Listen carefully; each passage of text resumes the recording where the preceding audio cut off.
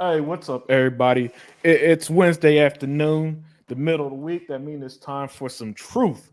And man, what a perfect day to do today's show because we had a lot of info come out today, man. So everybody, kick back, relax, and enjoy the unlimited truth for the next hour and a half to 2 hours or so. But as we get started, man, I want to introduce the panel. And first and foremost, we got to introduce this brother here because oh man, E-Rock finally made it. God damn. Thank you, E-Rock, for joining. But yeah, we got to introduce our first panel member here because he's on a limited time. Sega man, introduce yourself. Yo, Sega Man is back, and I can never be whack. What's up, guys? What's going on, Hello. man? Hey, Glad what's to up, join Sega y'all again man? for another podcast, a fire podcast with my brother Unlimited, with the Unlimited Truth. Man, I can't wait to hear what my prestigious panel on here on the Unlimited Truth got to say about today, because I missed a lot of stuff because your boy Sega Man putting in that grind at work.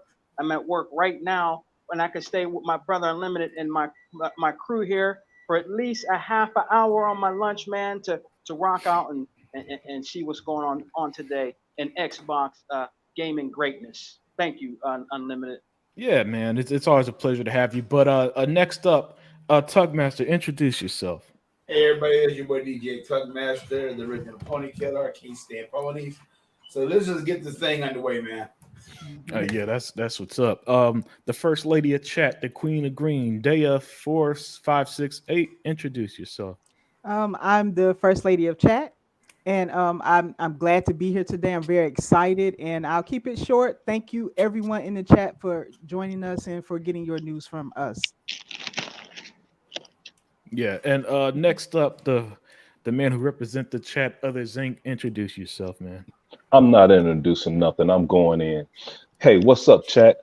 Toolman 55 is a piece of shit. He called me out on Hebot show today. He caught me in the first lie today.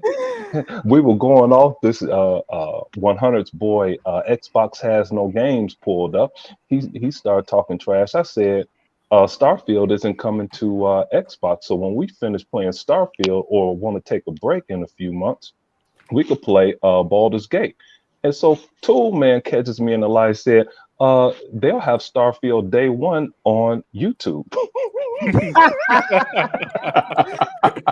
Wow. Oh man, good stuff, man. And last but not least, that man, I had to travel to Dagobah like Luke Skywalker did Yoda to get this man on here. E-Rock X, man, introduce yourself. The Pitcairn Islands coming in.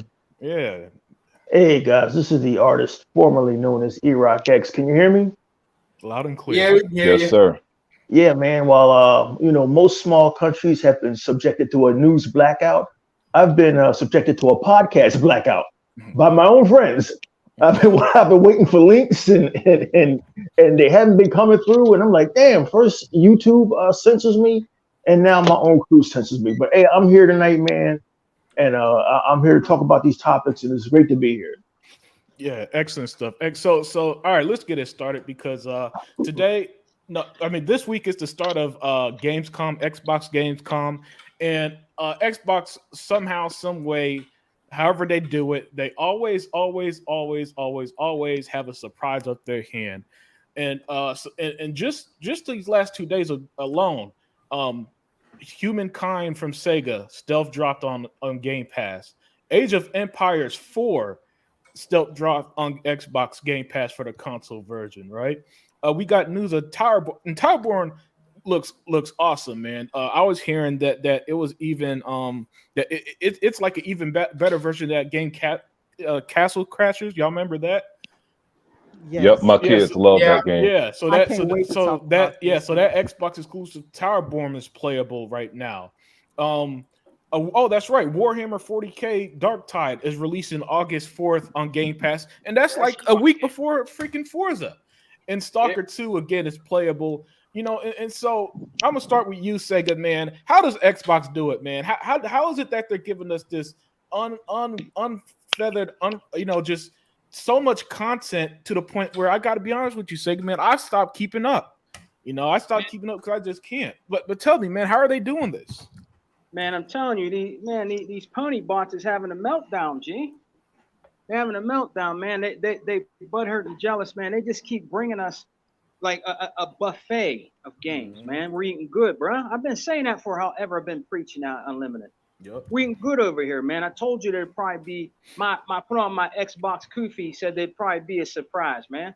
You feel that when you with a company for so long, and everybody on this panel knows that, from E-Rock to Unlimited to Dea and Brother Tuck, everybody on the panel, the most powerful gamer. When you rocked out for Xbox as long as we have since day one of the OG Papa Xbox, you just know these things when it comes to Xbox, man. You just know that some way, somehow, bruh, they're going to keep on bringing good. The real greatness is, honestly, the real greatness has always been on Xbox. It wasn't fucking PlayStation. The real greatness has always been on Xbox. You got the greatness in 2013 because we had the better fucking lineup. So we had greatness back then. We have greatness now with Ultimate Game Pass and Starfield and more to come as the future goes forward. You know why, Unlimited? Because we buy our games. We support the developers on our side, which is the best side. And we buy our Game Pass, and we are heavily invested in the Xbox ecosystem. That's why Phil and the crew keep bringing us more and more and more buffets to eat. Like I said, we're eating good over here on the gaming side, which is the right side, which is Xbox, bro. I'm very happy with what Microsoft is doing. And in my opinion, I don't give a fuck about console numbers. I don't give a shit about sales. We are fucking number one. We are number one. PlayStation is not number one, dude. We are number one because we got the games. They have no games right now. What are they talking about right now? Are we talking about Spider-Man? Are we talking about what's the other one? Wolverine ain't coming out until 2068. I mean, no, we're talking about games right now. You know what I mean? That we're getting every other week in Ultimate Game Pass. And here's another thing, Sega, man. I don't mean to cut you off. We're actually talking about our own games, unlike the other side who only talks about, oh, that's right, Xbox games and Starfield. Continue. Right. Hey, let me cut his ass off too. Hey, Sega, man, what about factions? You didn't mention that. Yeah. Yep. Thank you, brother Zink. Because they ain't talking about nothing but our shit. How many times have E-Rock fucking preached this in videos that he did in the past until now? Xbox. That's all they talk about. They don't talk about nothing else. They don't talk about PlayStation greatness, PlayStation this, PlayStation that, PlayStation got great game. They don't talk about PlayStation at all. They always have Xbox in their dirty ass mouth every single time. E-Rock was right from the giddy up. That's all they do is talk about Xbox, because their ass hurt because we got the better system, we got the most powerful console, we have the most games, the most studios, and we get to play day and date games for fucking free and don't have to pay $70. We're winning over here on the Xbox side, man. And Brother Unlimited, man, that's all I gotta say about that, bro. Excellent stuff. Hey, Unlimited, real quick. I want to say something about the chat. We have a small argument here. Shane G said, no Starfield leaks, please. So Dia4568 pulls up saying, Shane G, thanks for saying that. Anyone who spoils Starfield will get a visit from me. Hey, Dia, you got to be careful, bro. Somebody might give a Starfield leak just so your ass will pull up so they can see you. So get your ass out of here. But I've seen that before. I saw that on Twitter earlier. I'm not on Twitter, but I have ways of finding out what's going on. How can you leak a 40 to 50 to 60 hour RPG? It's impossible. I'm thinking, yeah. With different branching storylines, it's like trying to say somebody leaked Skyrim. You can't leak Skyrim.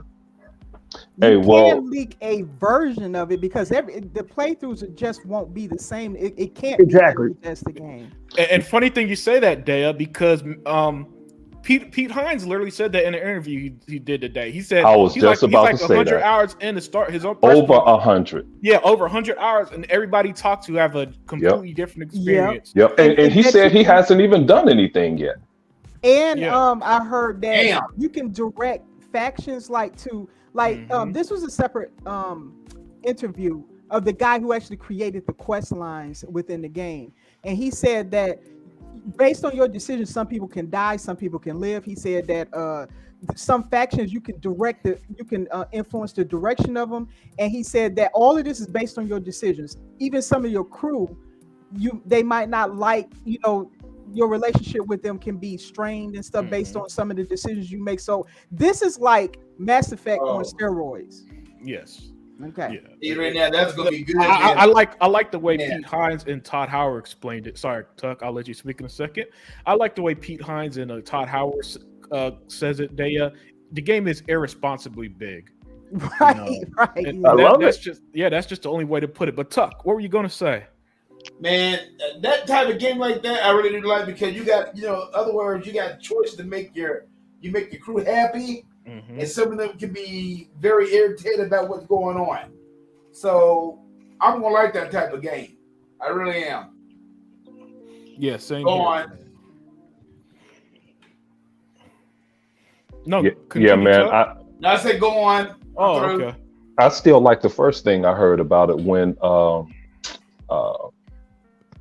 Todd Howard said, he started fighting on an enemy ship or something, and the ship took off.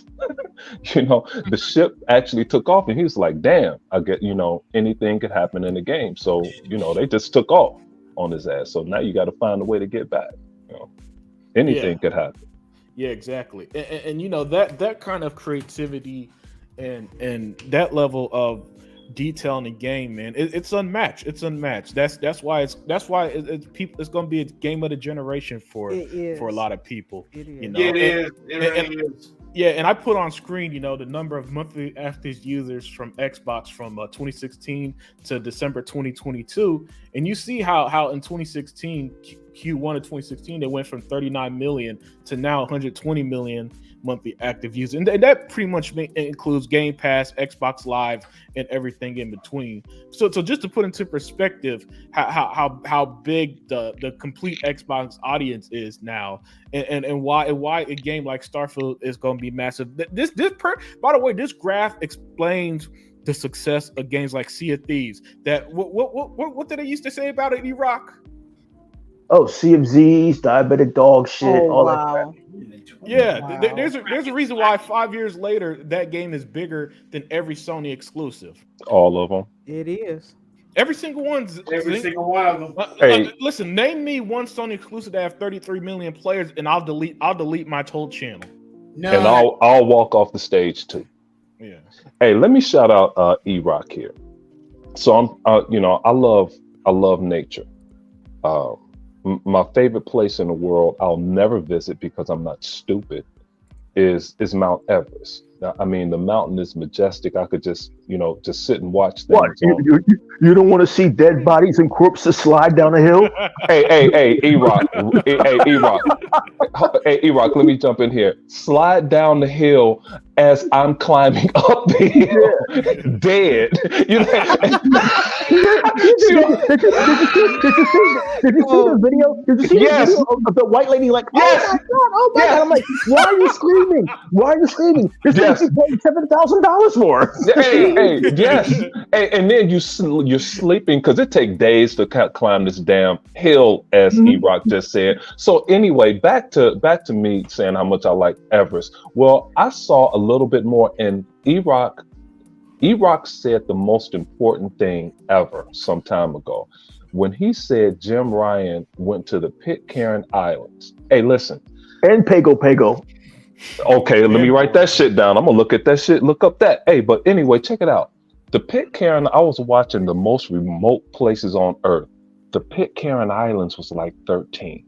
You thought I was bullshitting, didn't you? No, I didn't think you were bullshitting, but it's a remote place and you really don't want to be there. Okay, so if Jim Ryan can find that shit to talk about, hey, you got to block this deal. People look at him like, what the fuck is this dude talking about?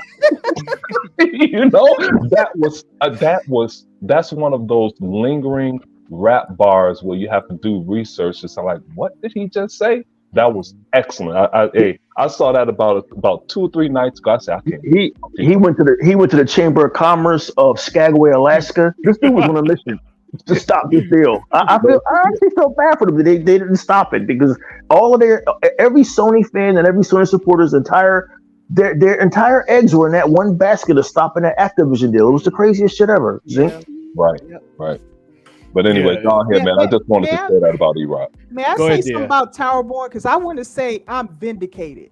When Xbox did their showcase, it was two games I singled out. That was City Skylines 2, which again is a very popular title that has come to Game Pass. I think it was in Game Pass, and it's also on PC. But Towerborn, I told you guys, Towerborn looked really promising. I have a good eye on games, and I knew Towerborn would be good because this is one of those games I'm really looking forward to.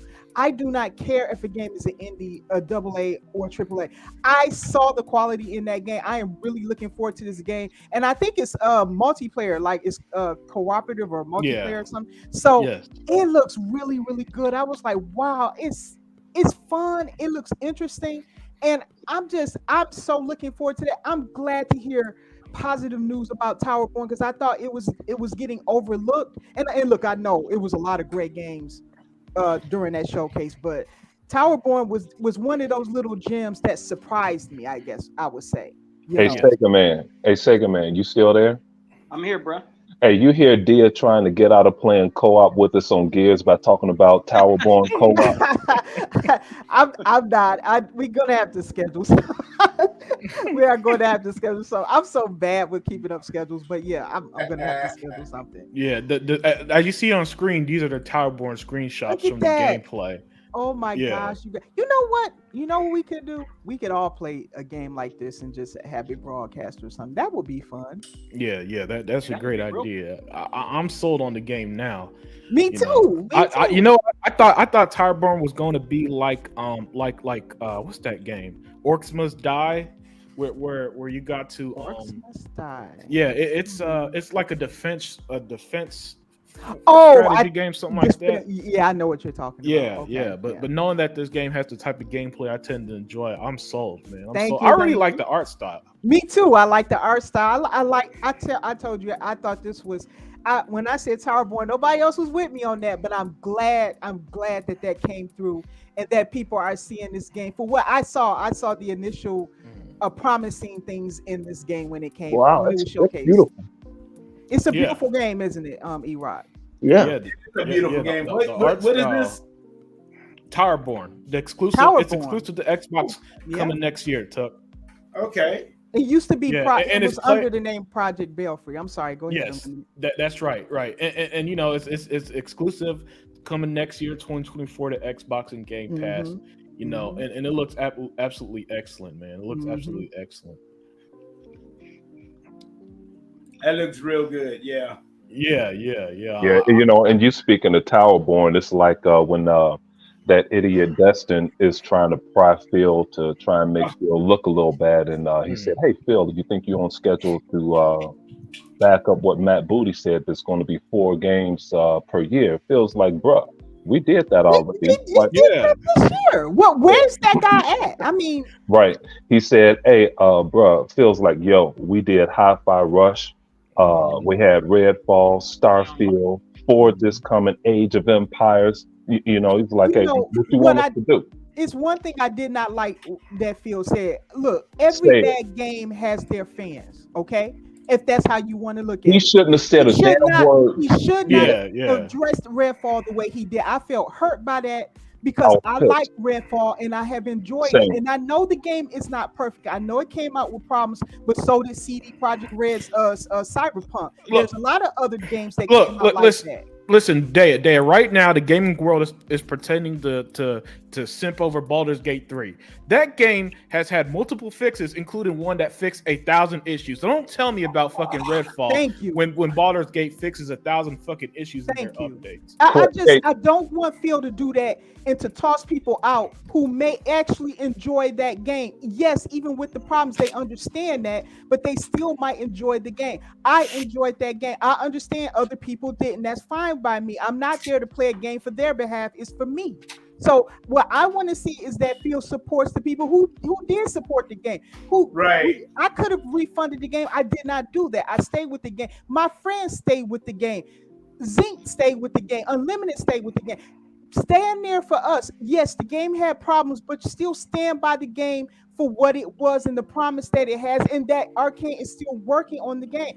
Just do not do that to the people who have supported your IP like that. I just Yeah. felt let down, and I have to, I don't kiss up nobody's butt just because I like their platform. I didn't like how Correct. he did that because I really do enjoy Redfall, and I really wish Phil would not do that just to appease a IGN. I just Right. want to You know say what? that. And we're not going to harp on this because we got bigger fish to fry today. But, when that interview first came about, he didn't bash Redfall. He was mad at the media because he thought that the game would go into the eights. They Yes, he did. had the game reviewed and but to bring it up and to harp on it and to say, I know many people didn't like it or whatever. And, I'll say this one thing. It's this castle. I forget the name of it on the second part. You find me any PlayStation game that is as intricate as this castle and how detailed it is to try and first of all get in it and then the detail within the castle. There's nothing like it.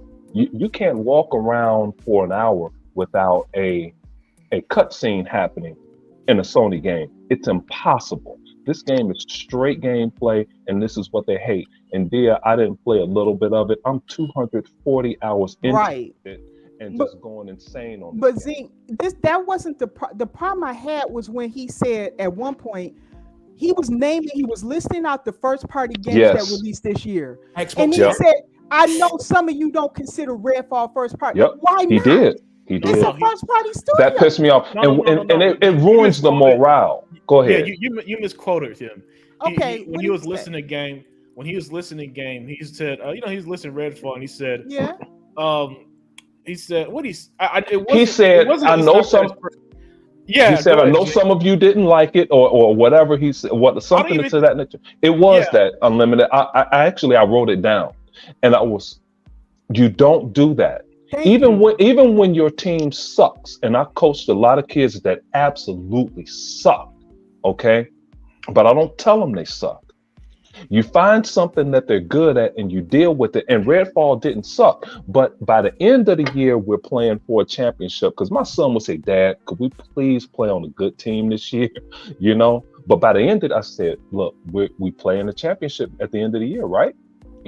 So, but one thing that Phil said that was good was that not in this interview, but previously when he first got with kind of funny PlayStation games, he said, we're sticking with the studio and, they have work to do. So I imagine a Sea of Thieves situation happening, even though as Shisnor Elite, I saw him pop in here. Shisnor Elite and I will be in the chat saying, I guess you guys didn't read what Sea of Thieves said. They said, we're going to develop this game as we see people playing it. And that's exactly what the hell they did. There's millions of people playing that game. Right.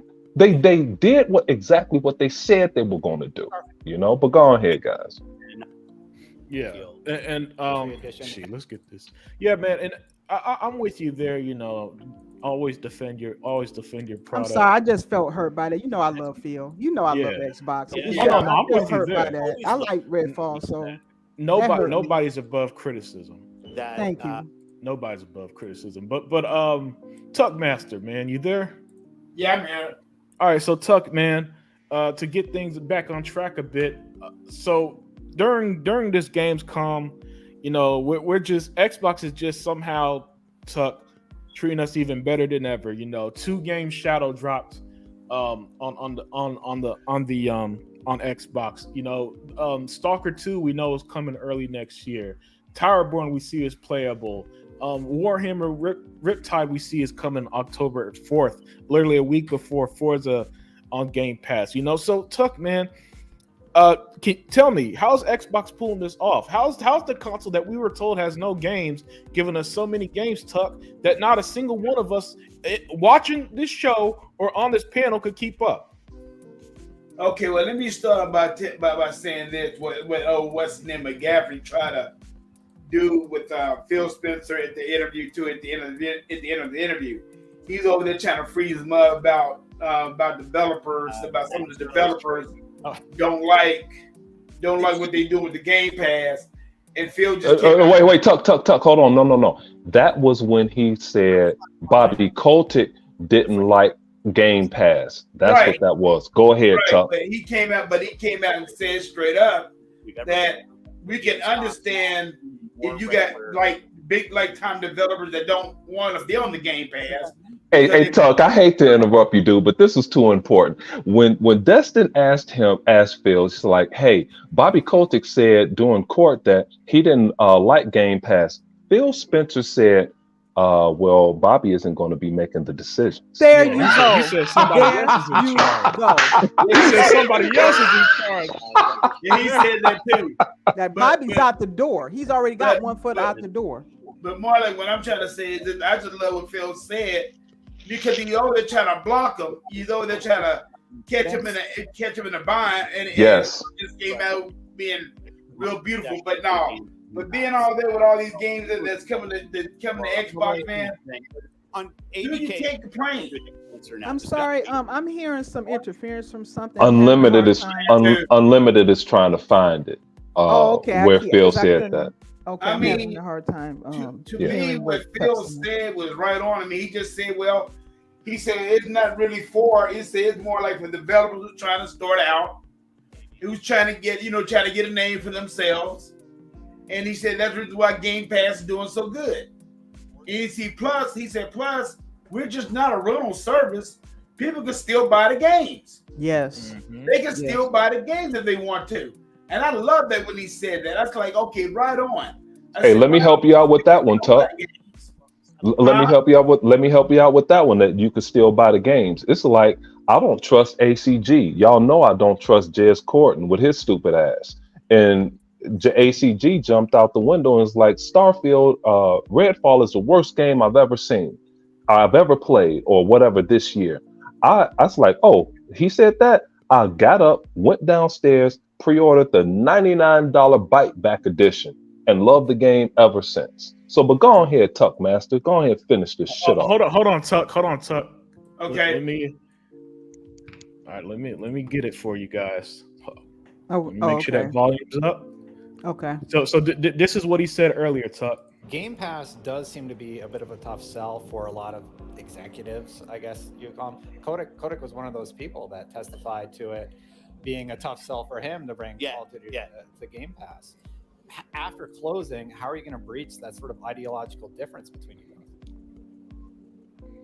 Well, there's a different person making the decisions. Wow. There you go. Hey, you know what? Hey, guys. Shout out to Wilkins, Shane G, and everybody walked up in here. Deploy 619. He know he ain't shit. Hey, check it out, man. Phil, you see that long pause? Feels like, Destin, shut your ass up. Unlimited, bleep that part out. Yeah, in case you didn't know, we just bought them. So no one over there is making any decisions on what happened with Game Pass or. I mean, that was like a underhanded attack at Game Pass. Yeah, it was. Yes. Yeah, and you know, dear, how underhanded it was. Unlimited sent me a message, and I sent to him that, hey, I'm listening to this bullshit that this interview Destin had. So I'm glad I did that so you guys could hear, because when I jumped in the show, you guys were listening to it in the back. And, you know, the thing is, Unlimited said, it's a shame that Destin is the only one that's interviewing Phil and basically saying he's shady too. All of IGN is shady. They have no redeemable assets at that whole damn company. If somebody could tell me one person that's reasonable at IGN, please let me know. Because even Stella Chung, she called her, the Destin called her in a lie. She said, I see people playing, I hear people saying how they love playing Baldur's Gate on their PS5, and they're playing co-op, and the panel had to say, wait a minute, it's not out on PS5. Wow. Bruh, I watched it, dear. I watched it. I looked at my phone. I was like, damn, they didn't delete that shit. They stupid. How much they know about These people. What was that second, man? Shows how much they know about gaming. Huh? The bitch didn't even know it was on PS5. She didn't even know. Hell no. They will always let you know who they are, and they will always slip up, and they're always easy to catch in a lie. It's not hard anymore. It's not hard anymore. You don't even have to do nothing, E-Rock. Just let them talk. Yeah. E-Rock, I'm glad you said that. And I told people the first thing we learn in marketing is to listen. If you're busy talking, you can't hear what who you're trying to work for, what they need. It's little things that you hear that you could apply to your marketing as to what that customer needs. Just listen to them. They'll eventually contradict themselves soon. Let them keep talking. Being away from YouTube and being away from these podcasts due to Sega Man not sending me the links, I've been able to like shut up more and listen. And listen to marketing and watch these companies and watch WWE and watch their marketing. And sometimes less is more. And Xbox is doing less but doing a whole lot. They don't need to spend $250 million in commercials. In fact, I barely see an Xbox commercial. I see a lot of Starfield ads on YouTube. They're inescapable on YouTube. Yeah. So sometimes less is more. And, as much as I disagree with Phil being such a nice guy, I get why he is such a nice guy, because he doesn't have to be a dickhead. He doesn't have to be an asshole. Xbox and Microsoft now run gaming, and people like Dustin Legary, even though he pretends to be Xbox now, they secretly hate that because their world is changing. This paradigm shift that Unlimited Production and the old Exile podcast that we talked about 3 years ago, it's happened. They can't believe it. And so you'll see Dustin Legary take an underhanded shot like he just did in that interview. These executives are pushing back against Game Pass as they're collecting these huge ass checks to get their games on Game Pass. We already know that AEW Fight Forever is coming to Game Pass soon because the document was leaked. Yeah. Everybody wants to put their shit on Game Pass because they realize, oh shit, my game ain't selling like we thought it would. Our game is dead. Let's put it on Game Pass, so that a whole new audience can discover it, like Eidos Interactive found out with Guardians of the Galaxy. So Phil doesn't have to be an asshole anymore like other Zig and I would. He could just sit back now and laugh at these clowns. You thought you had a got you moment, Dustin Legara, but you got. I love it.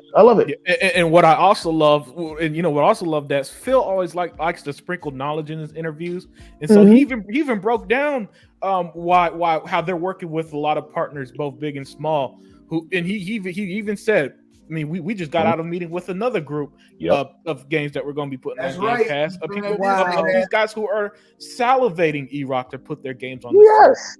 Salivating. I heard they have a waiting. Yeah, there you go, Zing. You and I like telepathic or something. Yeah. Hey, and back to E-Rock. Speaking of seeing things on YouTube, and E-Rock's got a chance to sit back and watch some marketing. Xbox created a marketing vehicle in Game Pass that's going to directly hit 35 plus million gamers. Whether you like a particular game or not, that's to be debated. But gamer is going to see your game because it's on Game Pass. It's on your site. They created that marketing vehicle. So that's bigger than the Super Bowl to them, because when you watch the Super Bowl, sure, you may get 30, 40, 50 million to see it, but only 500,000, maybe 1 million people are gamers. And then maybe 100,000 may like the game that you advertised that day. So it's beneficial that they created a brand new vehicle. And as far as Phil being a nice guy, he just took on Bill Gates, because we think of Gates as being a nice dude, but he's shrewd. He's very shrewd, especially if you saw that documentary. And then, people are still talking about how Bill actually funded, like they had an interview with Peter Moore. And Peter Moore's like, Microsoft funded Apple when Apple was about to die, gave him $150 million. I won't forget that shit. Bill didn't have to do that. And you know what? And just like Phil being kind of passive, Phil said, hey, you know what? I want to buy this company. Hey, Phil, how much is it? $68.7 billion. What? Okay. That's incredible. it's like these assholes still think it's 2013, and it's like it's not 2013. It hasn't been in a decade now. We're not. You can't go back to the past. I know you guys in the media. You loved it when after E3 2013 and the media was suckling up the PlayStation. Those days are over. Those days are over. Like Unlimited said 3 years ago, every new generation is a hard reset, and Xbox reset the shit out of this generation, and people can't deal with it. Great point. Yeah, they did. He really did. They can't deal with it at all, E-Rock. Not at all. Hey, is Sega Man still here? I'm here, G. Hey man, talk some shit, dude. You about to go back to work. Well, before I leave, man, this is a fire show. It's good to see our brother E-Rock on here rocking out with us about Gamescom. I am going to go and catch up to it. You know, when I get home, you know, I'm going to catch up to the Gamescom show. Unfortunately, I couldn't participate, you know, watching it, but I will check it out when I get home. And just like E-Rock said, I need to bring that back. Get back to that 2013 thing. E-Rock, brother, they just it'll never end. E-Rock, it'll never end, bro. We'll have a new Xbox system out, and they'll still be talking about fucking 2013, bro. Mm-hmm. That's how long it's gonna last. They'll still be talking about it. All these dudes will still be talking about that. E, they can't stop. E, they can't. They harped on that so bad with the 2013 thing, bro. Mm-hmm. Then when Xbox came and said, we will never be beaten in the power narrative again. When Phil came out and said that, and we started, and we got a powerful system called the Xbox One X, and then we got the Xbox Series S and X. They just been going on and on and on and on and on, man. And then we bought studios. It wasn't enough. You know what I mean? It was just not enough, man. They had to come up with other things like the Activision Blizzard thing. Did you guys ever notice that Sony was not worried about nothing else but that? They weren't worried about their fans getting games. They weren't worried about nothing at all. Like, they were just worried about wanting to ruin or try to ruin Microsoft getting. Yes. Well, he also wanted everything in the Xbox library. That was unreasonable. Yeah. Yes. You know, he asked for everything, even Grounded. It's stuff that had nothing to do with that. So he didn't really want to solve anything. He just wanted to block the thing. I agree when he said that, you know. Sorry for cutting you off. No, that's right. You hit it on the spot. It's the truth. He didn't care about his fans. I could not be, guys, you know, we're all gamers here. We've been gaming for a long time. I could not be a Sony fan, honestly, of today, because they were not worried about nothing except trying to embarrass or ruin or stop Microsoft and Xbox from getting this Activision Blizzard thing. They weren't worried about their fans wanting games or different things like that. And that's a shame. Look, PlayStation always has Xbox in their mouth. Xbox. You know, all the time, man. And that's just in all around fairness. That is a very toxic company, bro. I'm sorry. I cannot be part of something like that. I really can't. I would rather be a Nintendo fan than a PlayStation fan, to be honest with you. A toxic company, Sega Man, that has spawned, supported, and emboldened a toxic fan base. Like to the amazing Lucas, to King Thrash and all of you out there. How can Sega Man, how could they have still been captain for PlayStation after they showed their hand with this Activision shit? The most powerful company in the world, the leader of the gaming industry, wouldn't have gave a shit about Xbox buying Call of Duty. But y'all acted like one of the apostles at the Last Supper. I've never seen anything like it in my life, Sega Man. Hey, let me get some of this E-Rock jump on you here. I always go back to Brazil. He said in those Brazilian documents, our developers basically ain't shit. Yeah. He dumped them out, dude. And people forget this stuff. Naughty Dog, Sony Santa Monica, That's true. Felicity Digital, Guerrilla Games. She threw them all under the bus and said, our games don't sell shit. We're not making any revenue. We can't lose Call of Duty. He exposed everything. You're right. He said we can't compete with Call of Duty. Yep. Call of Duty funds our exclusives, so they even threw the fans on the bus because he confirmed they ain't buying their fucking game. That's true. Right, and then he championed. They have all the best shooters: Halo, Destiny. He named them all. Yeah, he even said, what was another one he said that threw their fans under the bus? Oh, that's right. We got millions of PlayStation gamers who do nothing but play Call of Duty. Nothing. Not even GTA, not even God of War, just Call of Duty. That's it. He threw them all under the bus and he still fell. 5 years of Captain or God of War just thrown in the trash in one state. We got an echo. It must be Hebot. I will. Oh, Oh, yeah, it is an echo. I could deal with that. That should fix it. Okay. I wanted to add. Do you guys still hear that echo? Yep. I do. Yeah. Give me a Okay. second. Man, I mean, Okay, testing. Is it still there? You sound good. 1, 2, 3. Okay. I wanted to add in there too that it's clear that Sony didn't have a lot of faith in Naughty Dog, their best studio, because they bought Bungie in to fix their mess with Batman. Dear, Oh, dear, you're the better half. Right there, boy. Dear, you're the better half. Please don't get us started on that. All right? It's bad enough we have to deal with Deploy because he's starting his shit over here again. But go ahead, because when it gets to Forza, I'm gonna go off a little bit too. But go ahead, guys. Yeah. So let's get back to it. E-Rock X. Oh, especially Sega Man. If you out of here, man, peace, dude. Oh yeah. Sega Man, thank you. Oh yeah, joining, thank you man. for coming If as you- always. Let's come and I take a don't man. know. We're incomplete without you. Y'all bring the house down, man. This was it's a good show. It's good to be with everybody on here. Yes, I do have to get back to work, but I'm gonna keep listening. Brother Unlimited with the Unlimited Truth. My brother Hebot, down to E-Rock and Zinc, and the First Lady of Chat, the First Lady of Xbox. And in our opinions, you guys keep rocking it, man. I'm gonna see y'all later, and maybe we'll do a recap of it this weekend and get everybody on, even E. We're gonna get E on, man. We're gonna get E on, man. And we're gonna, What? Even E? Seriously? we're gonna get you on, man. Don't worry, E-Rock. I'll send you the link. We'll get you. We're gonna get you on. Wow. Oh man. I got these niggas started in the game and they just said fuck me the last 3 months, dude. Nah, Can you believe this shit? we're gonna get you on, bro. It's really good to hear from you, E. And it's good to chop up some game with you, man. And yeah, we're definitely gonna get you on, my brother. But your boy Sega Man got to put back in that grind, man. I'll talk to y'all later. Peace, man. All right, Peace out, man. Love and peace and hair grease, my nigga. Take care. Yeah.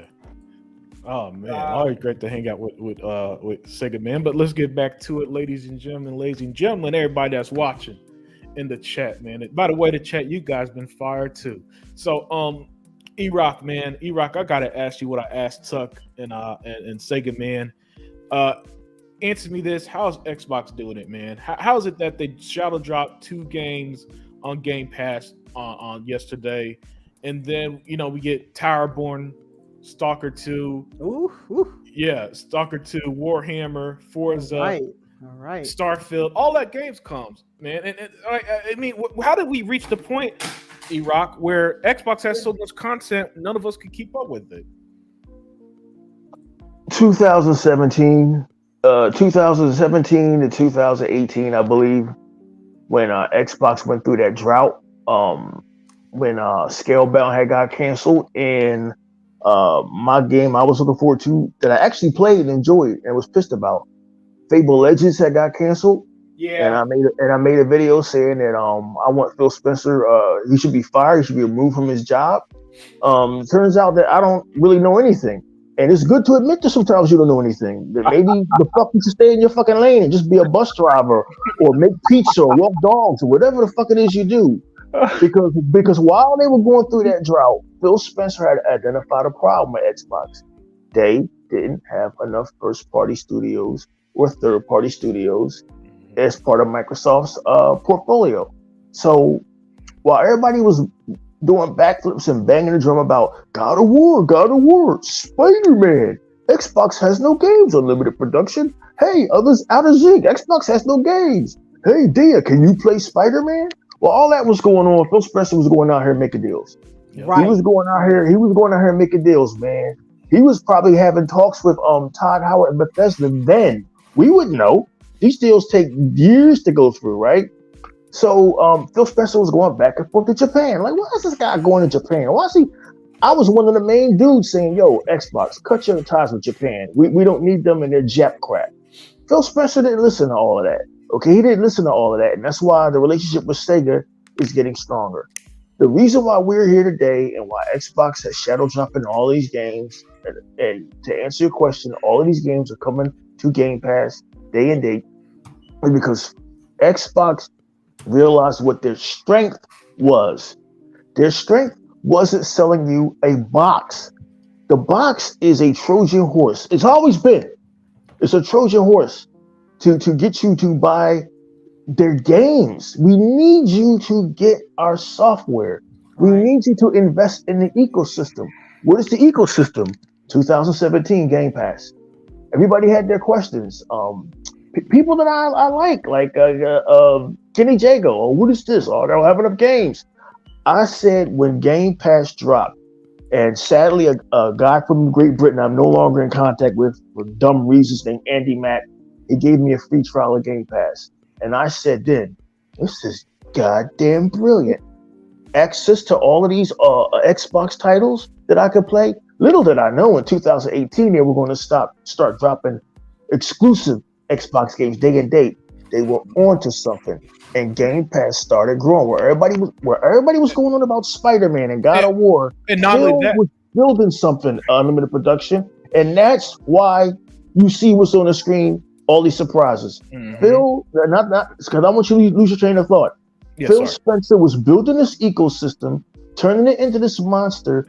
To whereas a guy like Others Inc., he ain't got to play any of this new stuff because him and Sega Man are over there holding it down on Halo and Gears of War, and that's good.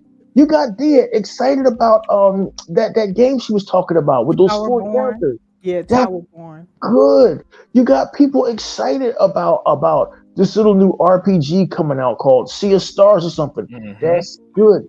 Xbox was building an ecosystem. It wasn't about selling a God of War or a Spider-Man or as pundits like my old mentor Kid Smooth said, "Oh, Xbox to get a superhero game."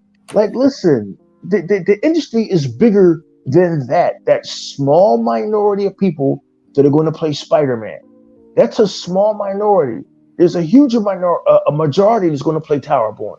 There's a huge majority out there playing all of these games, and that's what Phil was doing these last 8 years. And I get it now. I get it. I get why he couldn't be an asshole in interviews. I get why he couldn't just say, "Well, Iraq, I'm going to take your advice and say fuck Japan." He couldn't because listen, Japan needs Xbox now. Yes. We don't need right. They need That's Xbox. right. So now they're going to be sending all of their games to Game Pass. And what's happening? Everybody is jealous of y'all ecosystem because Phil was a smarter businessman than I could ever be. He had a cooler head than I had in 2017. He was calm, he was collective, and he didn't let emotion run his thought process like I would have. And that's why Xbox is shadow dropping all of these games this month. Unlimited production, to answer your question, because Phil is a smarter businessman than I ever thought he was, and I apologize. Hey, let me jump on E-Rock real quick. When E-Rock talked about how Game Pass came to be, and our kids, Dia's number one fan, Ramo, his kids, my kids, was trying to tell us, it's like, no, you have Game Pass, you don't have to buy Gears of War. Nope. In 2019, and we were shocked. So these kids knew before we knew, and so like, okay, we'll try it, and we wound up buying Gears anyway, just because, and but we didn't even know, and we've been gaming long before those two jokers were born, his son and my son. So Phil built a vehicle, and his team built a vehicle that is just going to steamroll the industry. Yeah, absolutely. And when I find it funny when E-Rock mentioned about the exclusive going to Game Pass day one in 2018. I still remember like yesterday when all the traders like Crap Gamer, who's apparently now he's now what's that word? No. What's that word when you get back? When you he got baptized, if you will. Right? Got baptized in the word of I Xbox. wasn't expecting that. Yeah, that was a good one. Yeah. Yeah, because he a little angel now. Whenever He's he a, posts, he's a born again Xbox. yeah, born again Xbox. Yeah, exactly. E-Rock. He is there. You know, because now you see the shit he make. He kumbaya. He kumbaya guy now. Man, isn't gaming just great, guys? Right? And I say that to say this. I remember distinctly back in 2018 him saying, "Why would I play these games that I don't pay for?" And when in reference to the exclusives on the Game Pass, E-Rock, I'm paying full price for Spider-Man and all that shit. And look at how fucking they're so wrong that many of them are trying to crawl back. They're on their fucking knees crawling back like, "Hey Phil, I'm so sorry. Can you take us back, please?" No, like 100 was saying, no, Perfect. you can't. No, you're done. And just like this rebel Shisnori, doggone it, I lost it. Oh, here it is. He said, it's just like E-Rock said a few months ago. Shisnori said at 6:41 p.m., there's too much to play. It is. It's ridiculous. I can't decide what to play. Sometimes, you can't. And E-Rock said months ago, it's like, I'm deleting games. Hey,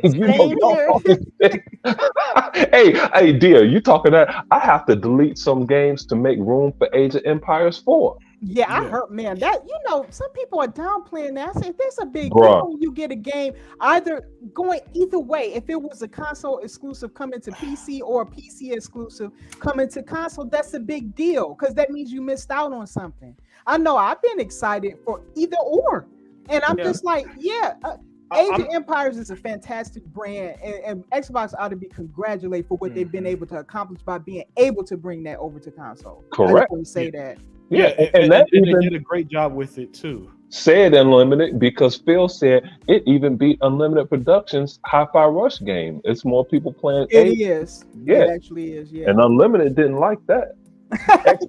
I love Hi-Fi Rush, but it's not doing better than Age is killing it. Xbox Live and Game Pass, as Tuck said a long time ago, is helping the gaming industry. 2 weeks ago, something I had no plans on buying, dropped into Game Pass and Xbox Live it was only in there for 72 hours. It was called WWE 2K23. I had no plans on buying it. I took one look at it during a free trial and bought it. Just one look at it. So that was a sale. That was a sale generated by being in Game Pass for a weekend. So they're unwittingly helping these developers and these publishers get their shit into our homes. That's the reach of Game Pass and at Xbox Live. And I'm glad you say that because I want to play another clip from Phil Spencer, if you don't mind. Let's go. And real quick, Unlimited. Hey, E-Rock, are you drinking anything? No, man, I should have, but I got you. I'm drinking a Cabernet. Go ahead, Unlimited. I'm gonna drink one for E-Rock. Yeah, so check out this quote from Phil Spencer. The critical thing we look at Teams Xbox in terms of our success is how many players. Yeah. How many players do we have? And even more and more, how much are people playing? Mm-hmm. Like a platform that has games for kind of all hours of the day. Sometimes you're playing with your family and what can I do? Sometimes it's just me time and I want to go do things. And how many players show up? We look at our monthly active players, our daily active players. And when I say on Xbox there, whether you're playing on the cloud and you're streaming to a device that we don't know anything about, whether you're playing on a PC, and as Microsoft, we know something about the PC, or you're playing on one of our consoles. Like those are all Xbox players. Or like flying over here, I'm playing on my ROG Ally on the airplane. They could do a milkshake. About that is my Xbox away from home or my Steam Deck. Like I want those things to feel as connected and as complete as an Xbox experience as any piece of hardware that we build. We will continue to focus on hardware. It's an important part of our team and what we can go do. But I don't want our hardware to be a limitation on who can actually feel like they're part of the Xbox. Thank you. There you go. That's all. This. Oh, was that Tuck? He did it in a nutshell right there. Yeah, Tuck. You know what I love? Listen, Tuck. Like I said a few minutes ago, I love that Phil always dropped a nugget of truth, right? Yeah, always. You know, and he pretty much just confirmed what we've been saying for years. The days of Sony. Oh, hey guys, we sold 40 million PlayStation 5s. those days are over. All right, Wait. that's not And nobody. it's a lie. Hey, Yeah. Trina, that's a big lie. But Yeah, and if he about to keep dropping in and out. If he was here, I would have let him break it down. So maybe I will when he gets in. But I like my that you point said is, that, Unlimited, that he said that, he did not let himself get baited into using the sales of consoles to Correct. find that. yeah, Go ahead. because go ahead, Tuck. It's like I always chat tell people. I said, look at a financial report that came out early this week. In the first quarter, they only sold 3.5 million consoles. First quarter of last year, they only sold 2.5 million. Hey. Now, where do you get 40 million from that? Oh, that's Sony math. Talk about it, Tuck. And then just 3 years ago, we were just in a pandemic where you couldn't find the consoles. Right. Haven't we talked about Sony's fuzzy math before? Haven't we talked about their smudging of logic? But I mean, I really like how Phil broke down the numbers, and like Dia said, he didn't get baited into a console sales conversation. He also didn't get baited by that girl's thick ass thighs. I gotta give him credit because Oh my God. I'd have been in all kinds of trouble with that right there. But See, hey, that's why Sega Man don't send you a link. Okay, yeah, I know. right there. I know. I got my own issues with Sega Man. I'm gonna deal with him sooner or later. But yeah, man. We're dealing with different metrics now, but these guys aren't trying to hear that because the past is disappearing for them, Dia. And when the past is disappearing and you don't want to get with the future, what do you try to do? You try to cling to the past. And the big thing in the past was console sales of actual boxes. And they're slow to realize that you could sell fucking 100,000 consoles and still be in the red financially. Yep. Phil said we gauge our success by how many players are playing games. Sort of like Netflix. Somebody was telling me today, well, Star Wars may be dying, but I hear that Andor won a whole bunch of awards. I said, isn't that wonderful that Andor won some awards? Isn't that sweet? Well, do you know how Disney and Netflix gauge success? By minutes and hours watched. That's right. They don't give a shit about awards. They don't give a shit about box office, which Warner Brothers is. They care about hours and how many viewers tuned in to watch and that's how they decide what they're going to put on next month. And how Xbox decides what game they're going to put in Game Pass is how many people engaged. And as Other Zinc has been droning into y'all not listening. When you have all of these millions of players playing Sea of Thieves and Halo and Gears, that's what these game companies need to be looking at, because if 30 million people are playing a game, that means a lot of copies of that goddamn game was sold. So the whole paradigm what gaming was is shifting, and there's certain people in gaming, including gamers, who don't want to see shit change. They really want shit to be there like it was back in the 90s. Genesis does what Nintendo. Oh my goodness. Those days are gone. They are, and you're right. Everything's changing. Even the way we play it, the way we game is changing. It's not just tech. People game differently. This is why mobile is so popular. Yes. Okay. I don't do mobile, but if I'm on the go, maybe. But I'm mainly like you guys. I have to sit down at home and play my games hardcore. But there's a lot of people that engage that way, and they're not understanding. This is what Microsoft is chasing at. They see the metrics for here and today. They don't look at the past. I'm sorry, they're not a Sony and they're not Nintendo, which is stuck. Okay, it's working for Nintendo, but they're still stuck. Whereas Microsoft is elevating, they're evolving, and they're changing as the market is changing, and they're also leading. Because they had to force this, because Sony, being the quote unquote market leader, wanted things to just stay the same, even at the detriment of the gaming industry. Yes, great point. And to jump on E-Rock, not only is it that they have millions of people playing, let's say, a Sea of Thieves, but they're also buying the products within the game. They're buying the products, the outfits and gears. They're buying the outfits within Halo. So the game is like they said in the Microsoft documentary, Steve Ballmer said, where are your reserves for returns? I keep harping on that. It's like the software packages. It's like what cars are going to become with electrical cars. You're going to buy the car. Now, what software package are you going to buy? Though that's where they're going to continue to make money from people on with even an automobile. It's the software package. Oh, hey, you have this update. These things are going to be crazy, but it's inevitable. Like nowadays, I keep going back to WWE 2K because it's one of my favorite franchises. Win, lose, or draw. 1 year is great. 1 year is shit. This year is actually fucking phenomenal. But you just don't buy WWE 2K. You got to buy the DLC now. They incentivize you to buy the DLC because they take out shit. Oh, you wanted fucking Hulk Hogan from 1983? Too bad. You got to buy the DLC, and you're gonna fucking buy the DLC because you want the full fucking game. Yeah, it is what it is, man. It is what it is. Yeah, E-Rock, I have to buy the whole game of Forza because that's my thing. That thing is $99. $100. I'm getting it hands down because I know I'm going to get a new car every week. That's what they stipulated. I'm going to get every pack that comes in. It's already going to be downloaded to me. I don't have to pay anything extra. So I'm going to pay my $99 up front, you know, and they get you on it, you know? Yeah, and you all are absolutely right.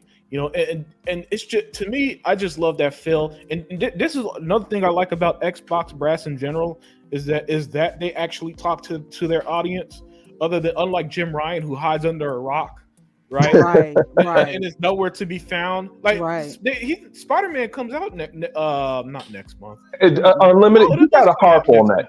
Unlimited, you have to really speak on that because since they got defeated by the FTC in San Francisco, we haven't seen nor heard from Jim Ryan since. Dude, Unlimited Production, where is he? Yeah, he's man. on the back of a milk carton, Zink. That's where he's He in the same hiding spot Mark Cerny's at, wherever they are.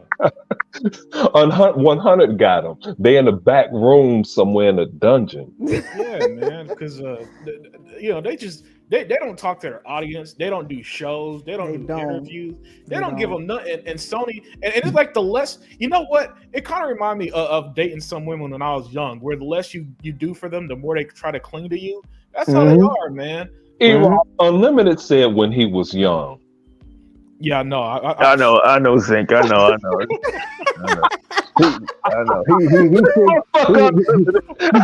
He thinks 35 is old. He has no idea what lies down the road for him. I'm not gonna lie. I do forget that this is the retirement home podcast. Y'all been gaming since 1976. Wow. First left the damn science room. It wasn't even considered a video game yet. Zink was right there. Like Zink probably invented video games. He probably the first one that spun that damn dial to hit the ball. Like, oh shit, I think we got something here. So yeah, I forget where I'm at sometimes. You gonna take that sitting down? I'm not. I'm looking for the diaper to change for Unlimited because since we are old folks here. Unlimited messed up so bad. Unlimited messed up so bad. We won't go on. We have echo. He about to see the room. Wow. Oh man. Oh my gosh, that was funny. Yeah, but anyway, man, it's just the point is though E-Rock in the chat and in panel, man, it's just weird. It's just weird how these guys are clinging on to the loser so bad. Oh man, I'm gonna get you back, shady acres. Oh god.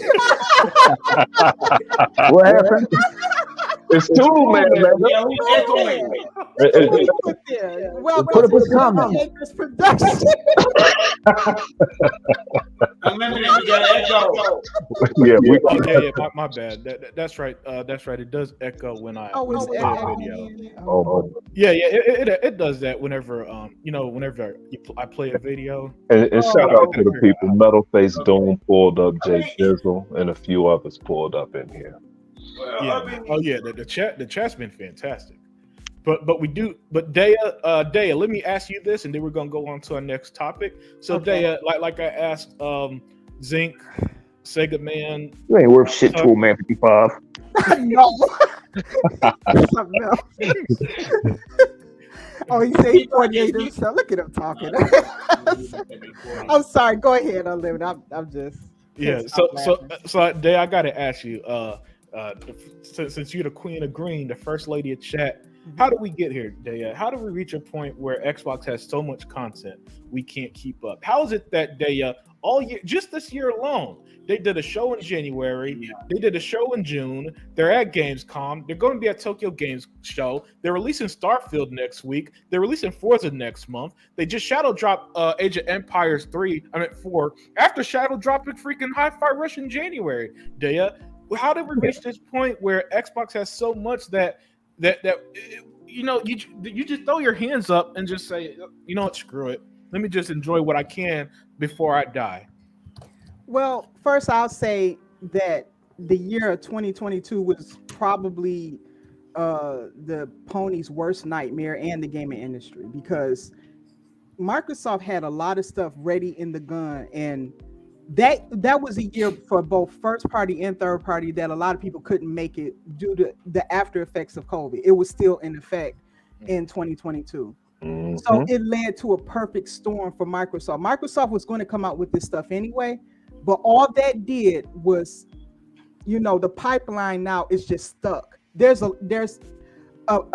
bunch of content that's waiting to come out, but they don't know how to place it. I think it was Matt Booty. He said he doesn't know where to place these games, right?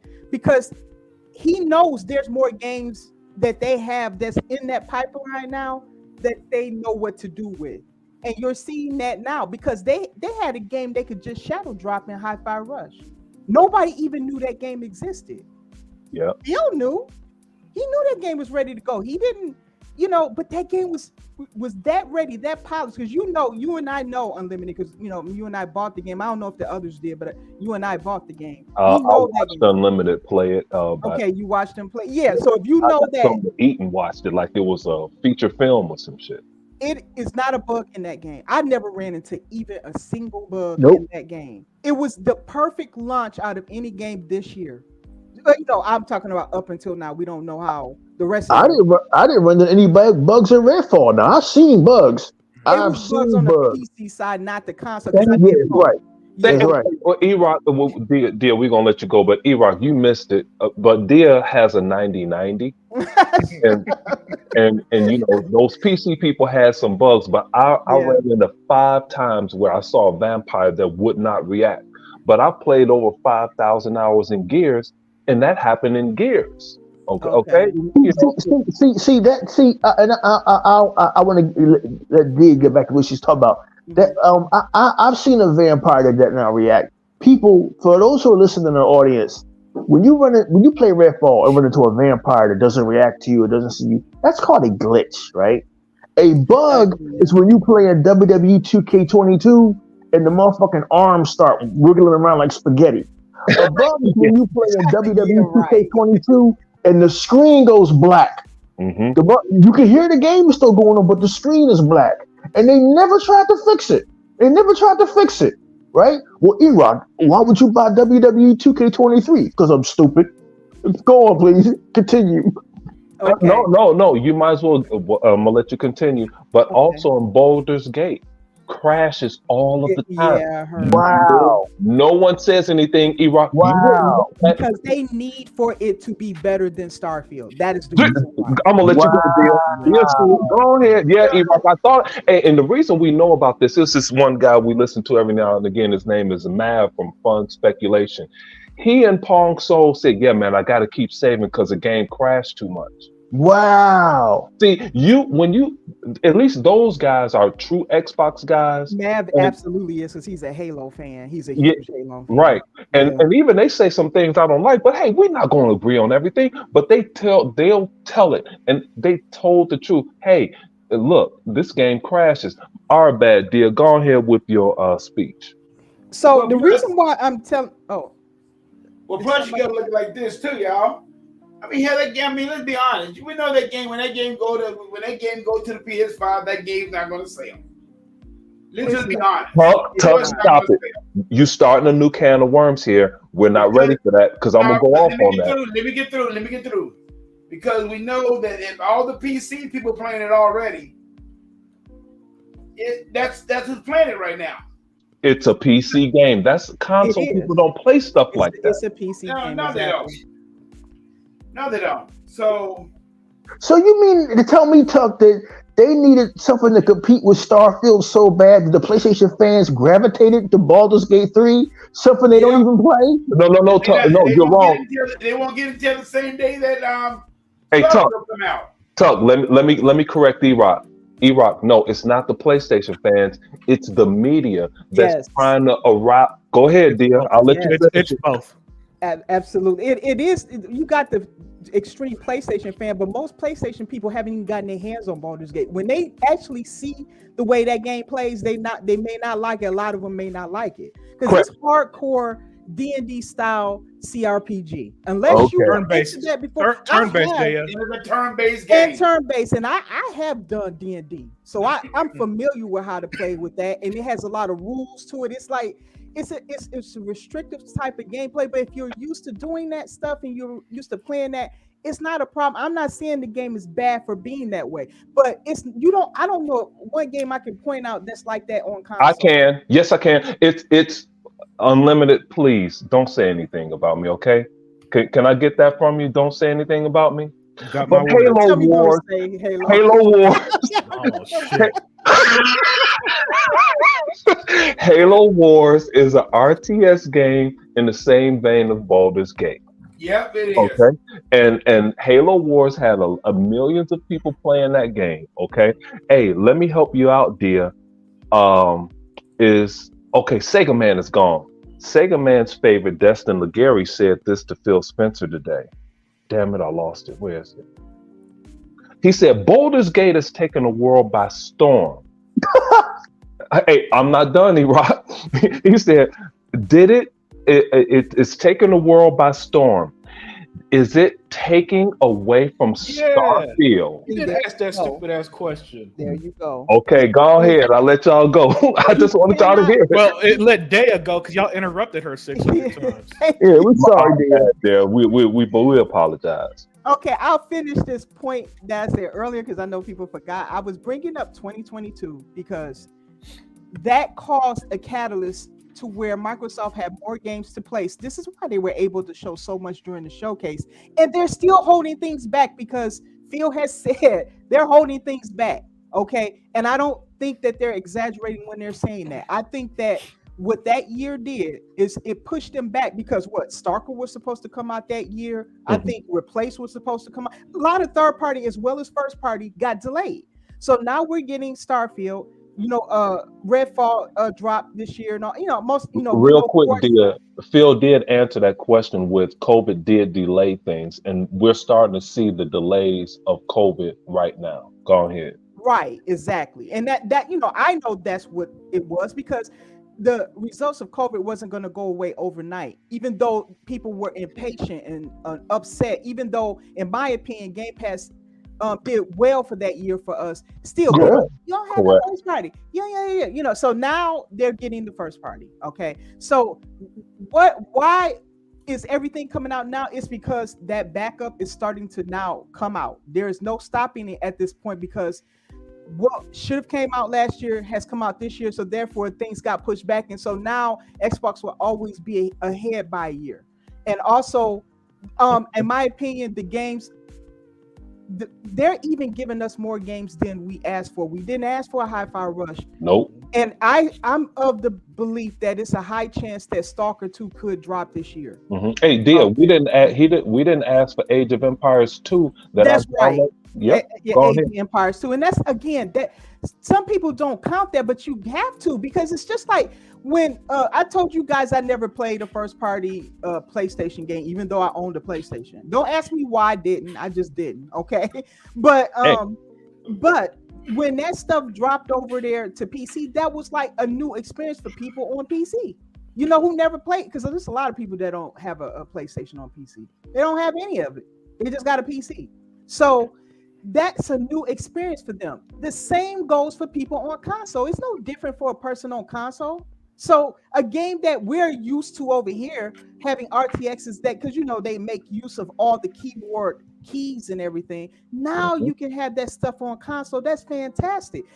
Now you can, and for people like who love RTX, guess what that means? You can play it on PC or console now. Now you can interchangeably play that just like you can any other game. That's what Xbox is known for. So that's a big deal. I just want to say that because people dismissing Age of Empires need to stop doing that. That's something that they're doing that I don't see PlayStation doing. I don't see Nintendo doing that. I only see Xbox doing that. Those games usually just live on PC, so it's great, But look at all the titles so far that we've had come out that we know are coming out, and we've had a Shadow drop already, and two now with Age of Empires, and it could be Stalker. That's a possibility because if they're playing that on the floor. And to help you out on that one, I don't know if you guys saw that yet, but Phil answered that, and Phil said, "I feel uncomfortable asking them about their game because what they've gone through. Right. When they lost a couple of their developers because they had to go fight in a war, and everybody else got a chance to fall back and work on a game as they head out. So he said, he was basically saying, I'm not worthy to ask them, hey, where are you at? What does it look like, et cetera, et cetera. So no, he was really respectable of what he said about that studio. So, and that's one game I'm going to buy just because I don't give a damn what happens. I'll buy Stalker just because of what they went through, period. Metal Face Doom. That's a good comment. Okay, go ahead. Yeah, I'm going to buy Stalker I think the higher ups put Destin up to it to ask those questions. I agree with that because for some reason IGN has been out for Xbox. They have it out for them, and I think that they're upset because none of these narratives are hurting Starfield. Starfield is like an unstoppable train, and they don't know how to hurt the brand. They're trying. I told you they would when they went after Redfall, and they have been doing that, and they can't stop it. Look, I quit being a lie. Let's go. Yeah, I told y'all they was going to go after Starfield months ago. I did it. Dustin Legary. Hey, Metal Face Doom, I just read that. He ain't shit. Welcome to the club to all of us except for Dia. He ain't shit too, Metal Face. That is funny as hell. Dustin Legary actually told Phil Spencer, Baldur's Gate is taking the world by storm. Do you think it's going to affect Starfield? Hey, Dustin, there's no way in the world that people aren't excited and aren't going to play fucking Bethesda's follow-up to fucking their next game to follow up fucking Skyrim. That people are still playing 12 years later. There's no way no one's excited about fucking Starfield. Y'all have only been talking about it for a fucking year. We haven't been talking about it. The Xbox guys haven't been talking about Starfield. Y'all have been talking about the media, PlayStation fans. Is it coming to PlayStation? Why not? It don't come to PlayStation. I promise you it come to PlayStation. Is it coming to PlayStation? Quote, I got to quote my favorite guy, Colin Moriarty. With posterity, I could tell you for sure there's coming to PlayStation. I mean, just so confident. I love my new favorite thing, E-Rock, are confident Sony fans because they're always wrong. And there's just something mesmerizing to me about how confident they are in being wrong. They'll be in school, be like 1 + 1 is 5 with the smile on their face, slap the paper on their teacher's desk, and like, give me an A now, bitch. And when she gives them the F, and then when she gives them the F, they throw a hissy fit. I want to offer a correction.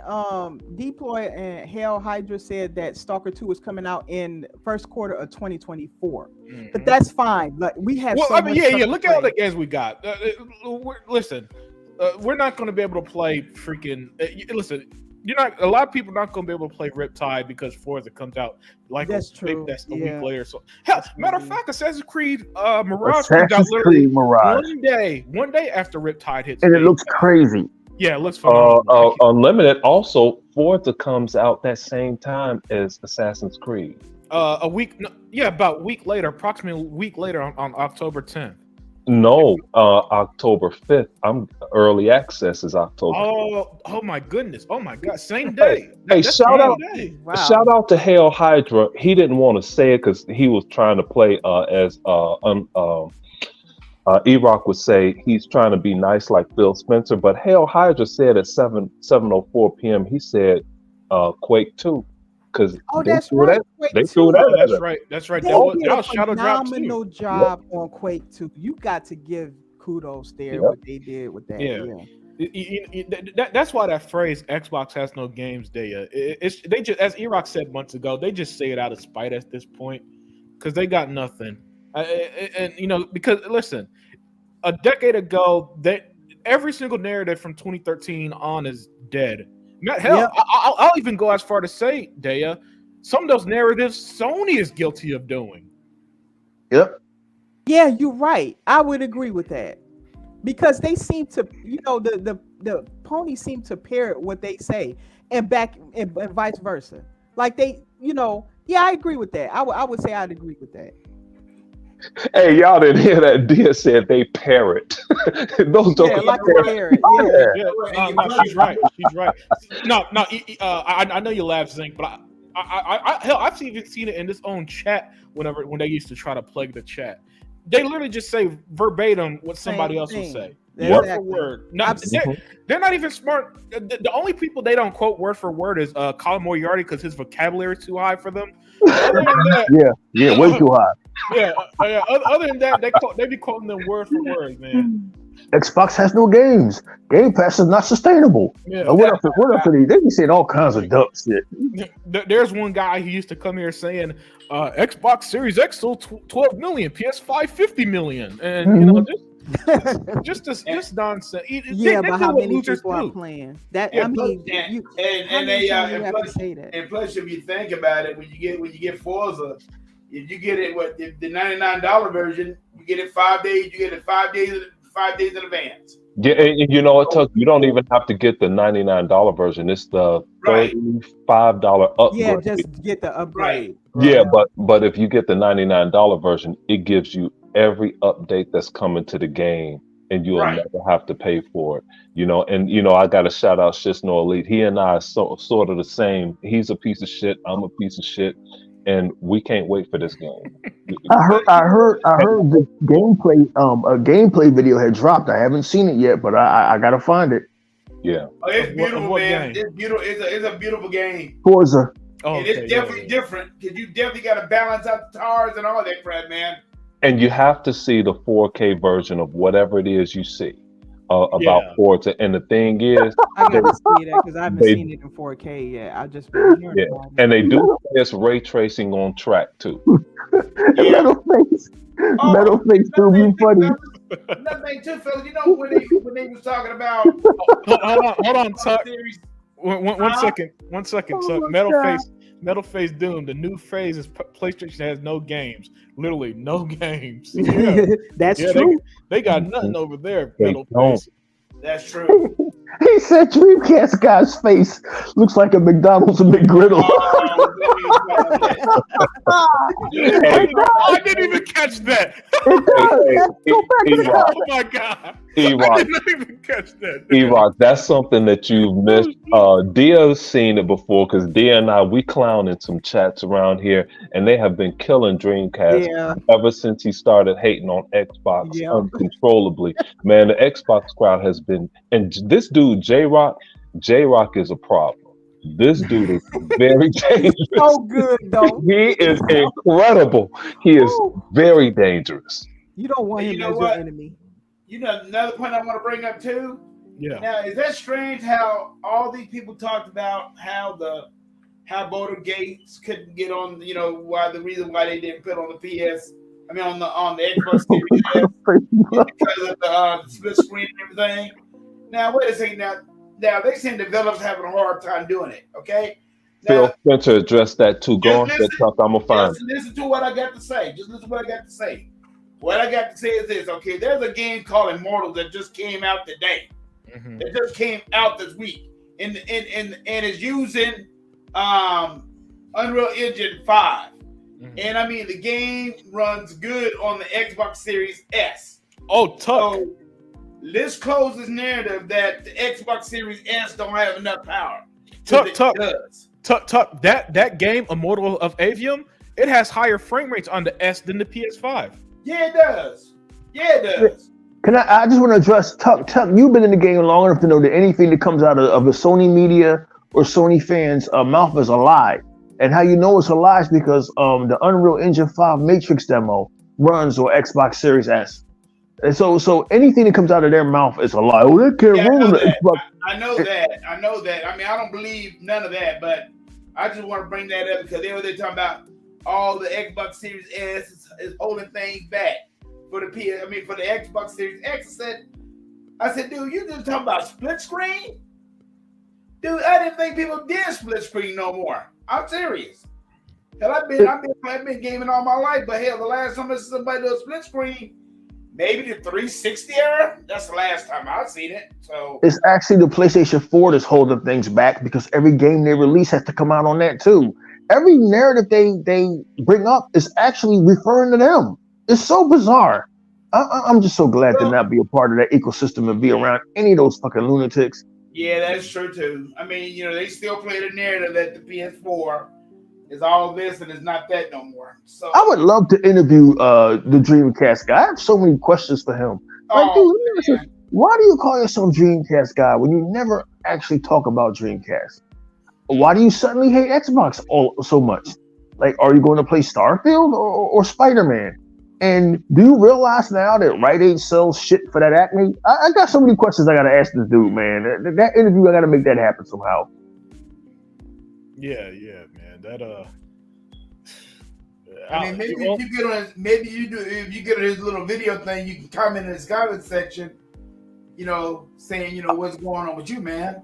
I mean, he's hardcore with his shit. Like I haven't seen one of his videos in a while, but like he's almost the fucking Nazi party levels with his hatred of Xbox. Like, wow, dude, really? Jesus. It is irrational. It's true. Man.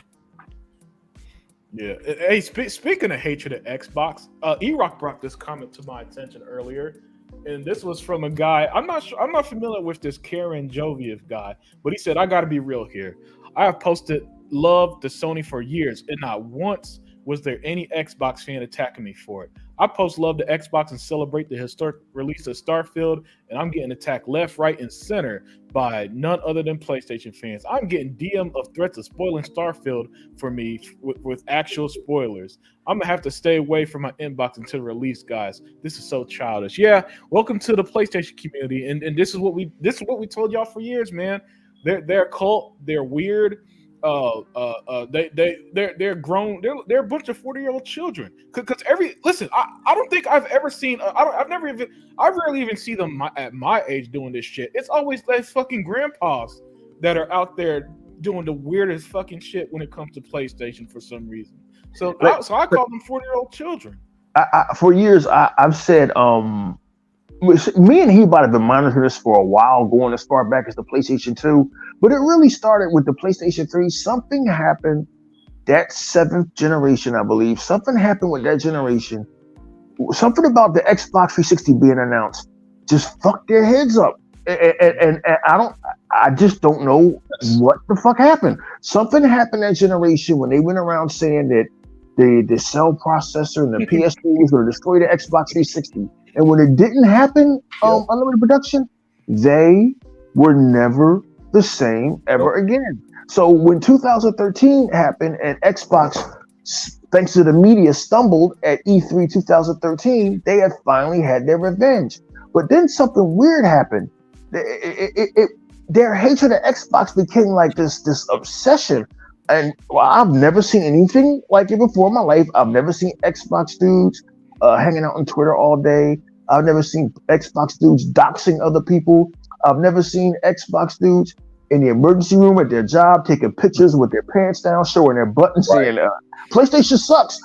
It's always them. I've never seen an Xbox dude looking at a PlayStation game and dissecting and saying, "Hey, that volcano was a volcano." And hey, let me get some of this. I've never seen an Xbox executive soliciting 15-year-olds with an Xbox.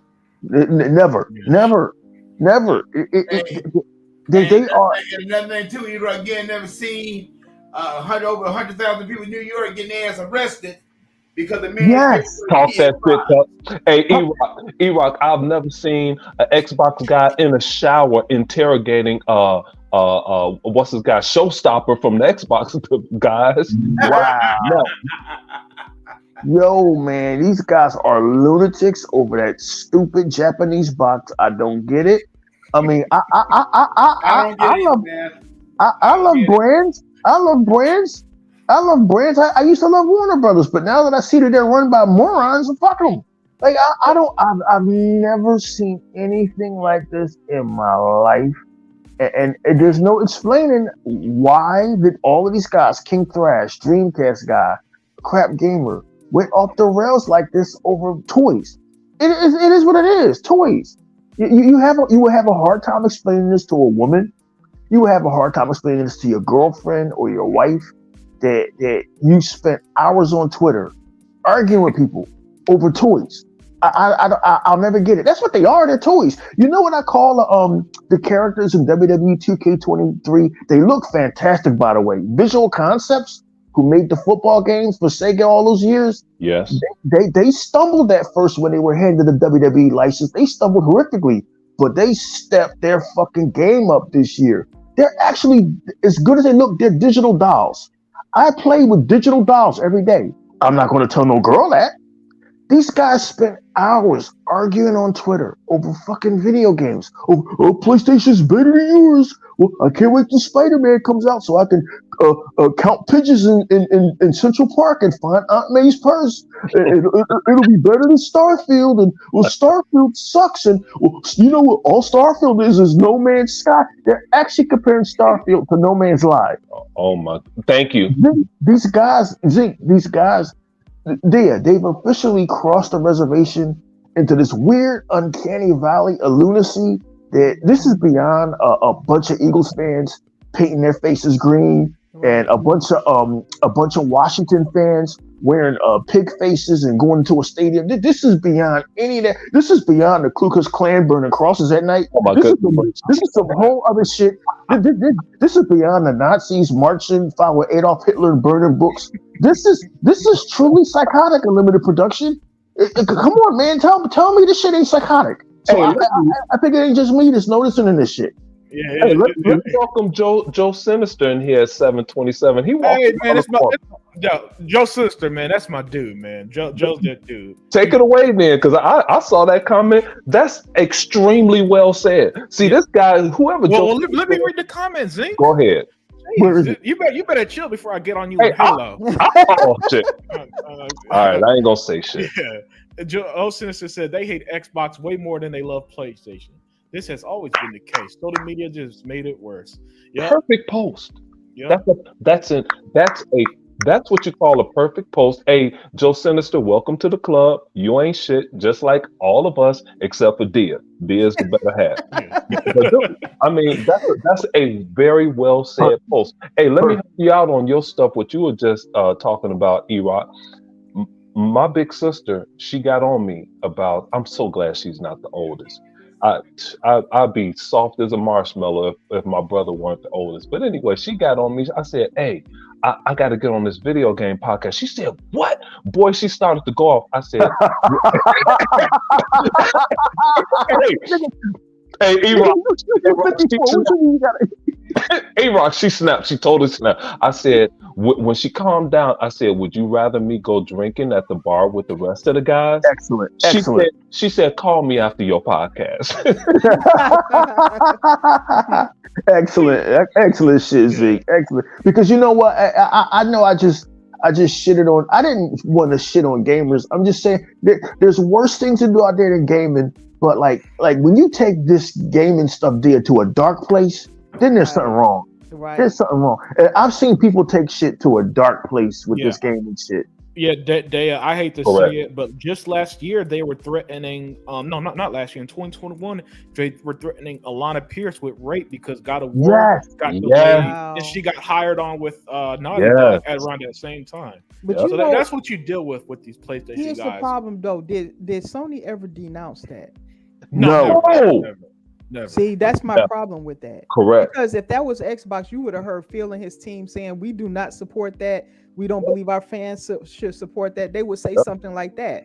But Oh heck yeah. Sony doesn't say anything about No. that type of behavior. They don't, they don't try to, discourage that. Yep. I know that you can't control people, but these people apparently look up to them like they're cult leaders and stuff. So at the very least, their words might reach them in a way that, say, ours wouldn't, right? Right. So Even the pedophile guy, the pedophile executive, they didn't say much about that. And after they made a statement, it was over, dude. They didn't say a damn thing about that. The media said nothing about that either. No, It was very little, right. if anything. And if we dealt in conflict resolution, anger management, anti-bullying, and when there's one incident, through further investigation, there have been more victims. Mm-hmm. That's why Activision was on sale.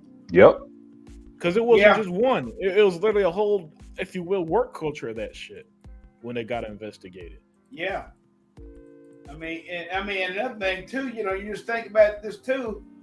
I ain't even thought of a frame of thought. That damn. Well, let me help you. Since I know what I'm about to mention. I mean, it's like, Wait. Faded Blade, what the fuck you mean Dreamcast guy was in a relationship? Was he dating a gremlin? Who the fuck was that? Wow. See?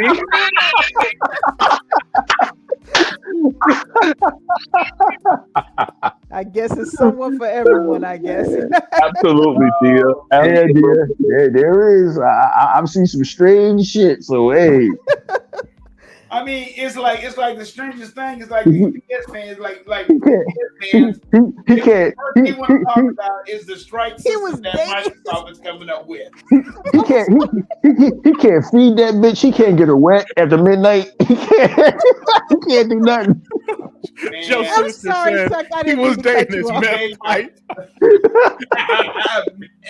Yo, the chat's been The chat killing. is making me laugh. The chat has been killing Dreamcast guy for about an hour now. I have to put my mic on mute, man, when I look at the chat, dude. Man. I mean, they crazy as hell. Hey, Chuck. You see his teeth too. Stop it, middle face. You stop it, man. Hey, Ultimate, is this strange thing too? That it's hard to believe that the PS fans, they're talking about how Xbox doing this strike system now on the Xbox, and I'm saying like that's great. That's great. Yeah, they've been doing that. I mean, really they've been doing it for years, but now they're taking a different approach about it. Let me help you out, Tuck. My son got banned one time, and I was like, wait a minute. I spent all of this money on 3 Xboxes for my kids, and I said, so I called Xbox, and Xbox said, yeah, we had to ban them for the weekend, and I started to, I didn't go off, but I was going at the guy from Xbox, and he said, well, do you want to hear what he said? And my son had a back and forth with this racist guy, and I said, you know what?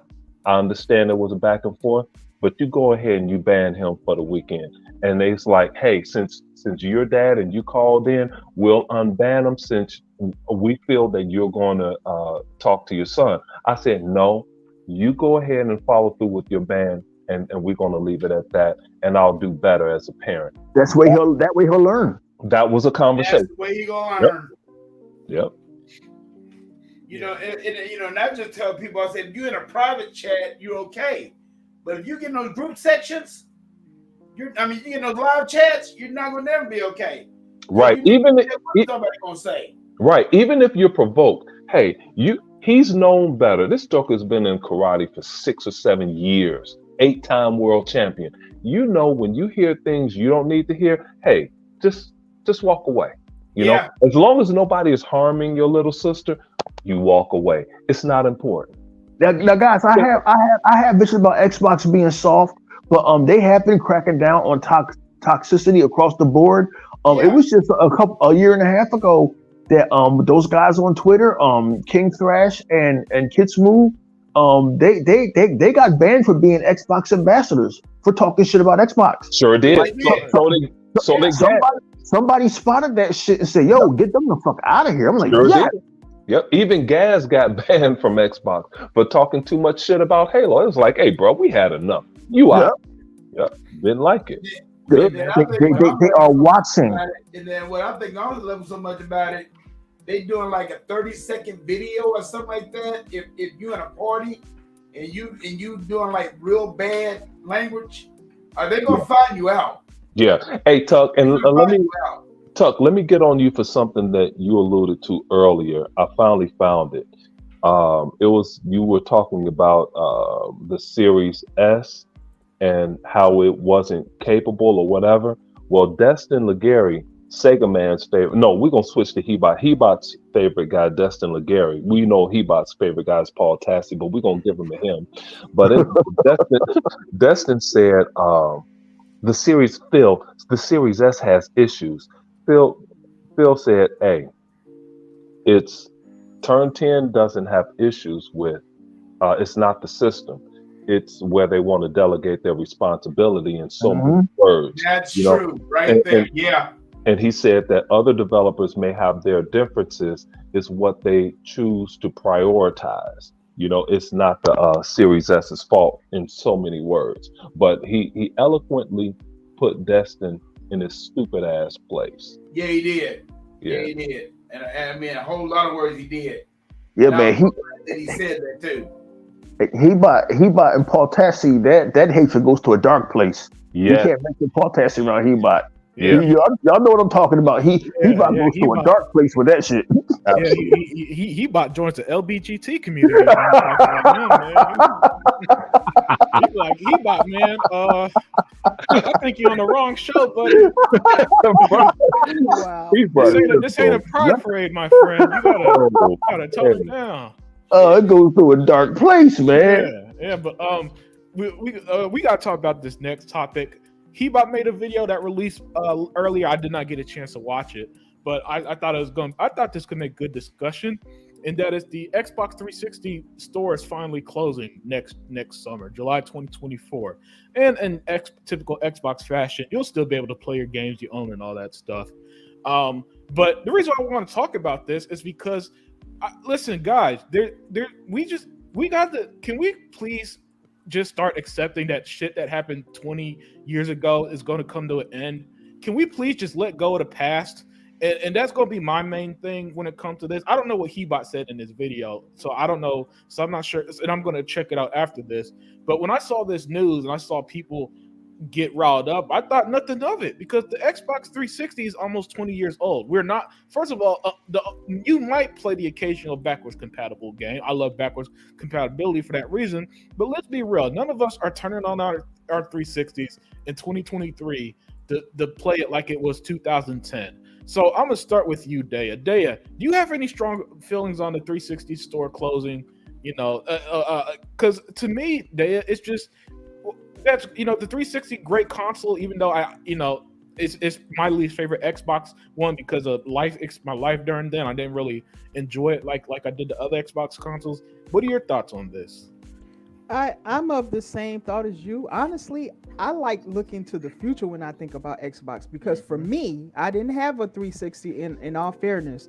But I think the Series X generation is one of the greatest generations that I believe Xbox will have. And so I'm of the position that it's going to surpass the 360 era. So if you ask me which one would I choose to stay in the past and remember the things I heard about I heard a lot about the 360. I just did. It was legendary. And but I think that this generation now is going to surpass it. I agree with you, dear. Let me stop you for a second, young lady. Hey, listen, dear. It's like when we had a conversation on a limited show. I think it was a Sega Man show. I think it was the last one we were on, and you referenced this year versus 2007 and E-Rock. I hear him talking about it. I hear him thinking, dear, that year we had a game called BioShock. Halo 2007? Halo 3 was in 2007. 2007 was bananas. And Mass Effect. And dear, these were three of the most flawless games you've ever seen. Ever. And dear, those three games right there and BioShock is so legendary. Look, that was a year, and there's a couple games missing out of that, but those are just Zing, Virtual Fighter 5, Forza Motorsport 2, Project Gotham Racing 4. We could be here all damn day. 2007 was the stuff of legend. Dear, it was bananas, like he said. Okay, but you know, I understand you didn't have it, but dear, though some of those games are backwards compatible, but BioShock, you have to feel that game. And you have to listen to the things that's going on in the background of BioShock. It's a masterpiece. Dear, don't play that game at the house by yourself at 11 p.m. and it's dark as hell. Okay, turn that shit up, play that, and you'll be in a different place. And wear headphones. You will go insane. All right, go ahead, dear. Okay, so may I give a counter argument? Yeah. Okay. A counter argument to 2007, please. Because you need to have a balanced point of view. E-Rock, leave her alone. Let's listen to the better half and see what she has to say. Because remember, Unlimited is on the same page, and he had a 360. So let me. I'm not saying 360 is bad because I heard Unlimited was 3 years old at the time. Yeah, he's not wrong, Dave. I was still crawling on my mom's lap. Oh my God. Okay, look. Well, what I want to say is this: it's a little unfair because I say that the Series X generation, I guess I'm gonna have to call it that, has had a delay because of COVID and other things. But let's just take what we got going on now, without Xbox even being in a full throttle yet. We have Game Pass, which didn't exist during the 360, and in my opinion, Game Pass is starting to reach. It's better. It's starting to reach that high if it hasn't already struck it. We don't really know the numbers yet, but it's going to only grow from here. So Game Pass, in my opinion, because of the experiences and things that I had under that so far, I don't know. I'm not saying I've played a lot of great games, and I think there are more coming. And it's not just going to be first party. Just stating that. Then you got great games that are already coming. Okay, I think that. Nothing that came out in that year is going to be as generational as Starfield. And I'm telling you this for a reason. I know Bethesda games. I know a game that takes 25 years to make. And by the way, I want to clarify something. You may hear some people say 8 or 7 years. That was when the development started. Ty Howard himself uses the 25-year number. Hey, let me tell you, so let me help you out with that. Not only that, dear, Todd Howard is like, they used the other games that they made within that 25-year period to make Starfield. Exactly. Those so games. I agree with you. And I want to preface this by saying, I think this is the greatest generation ever because it's, well, you know, them hours I've played in Gears, and there's so much coming in.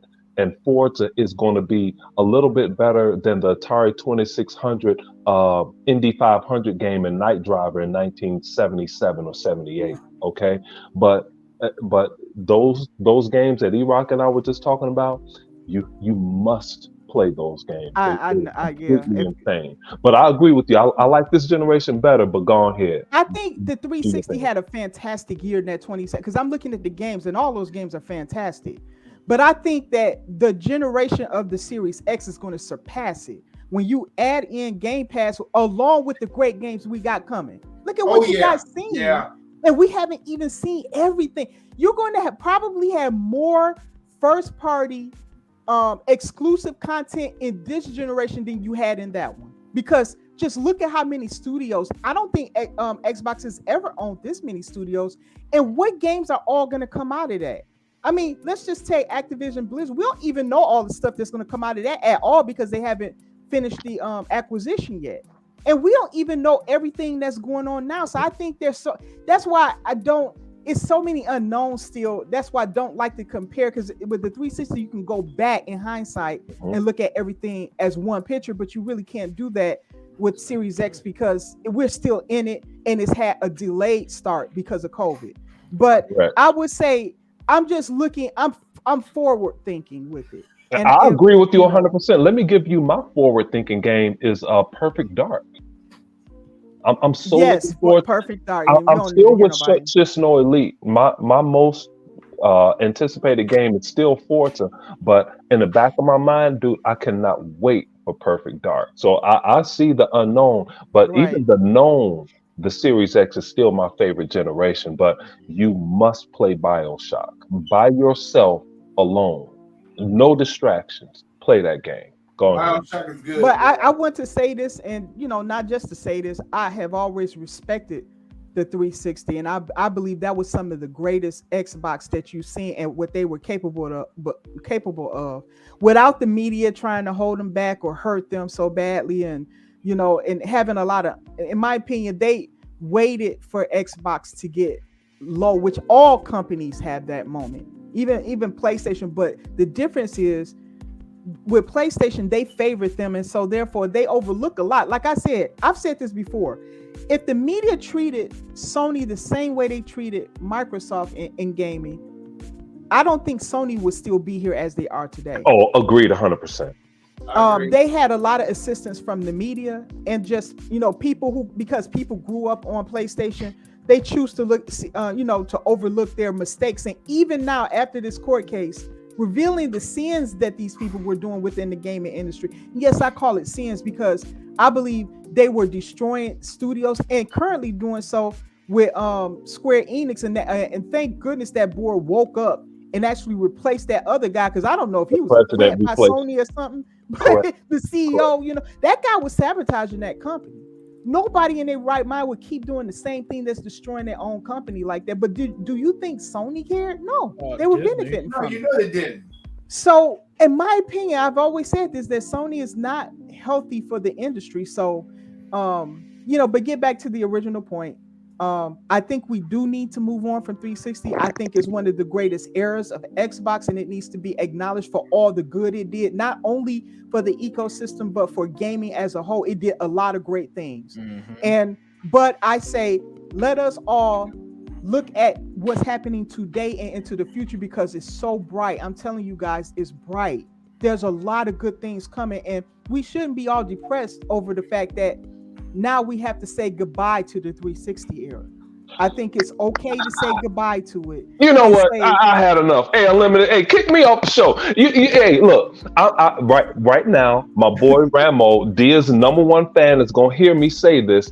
I'm gonna starve to death because I wait on his wife to give me this rice she makes, this Puerto Rican rice. So I'm not gonna do any more of this because Dia over here talking crazy. Dia, I was gonna play BioShock and beat that before Starfield, and beat a couple other games before Starfield and get lost in it. Dear, I'm not letting that generation go. Hey, in my room over here, so I can live to. Here's the beauty. You can still play it.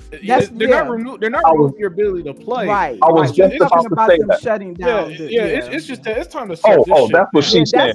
I'm not talking about you guys playing. Because I was about to panic. Because I'm trying to stay young, like Unlimited. I try and lift a few weights every other day, and at my weight room is my 360 box with the 360 in it is right there. And Dia's saying, throw it away. No.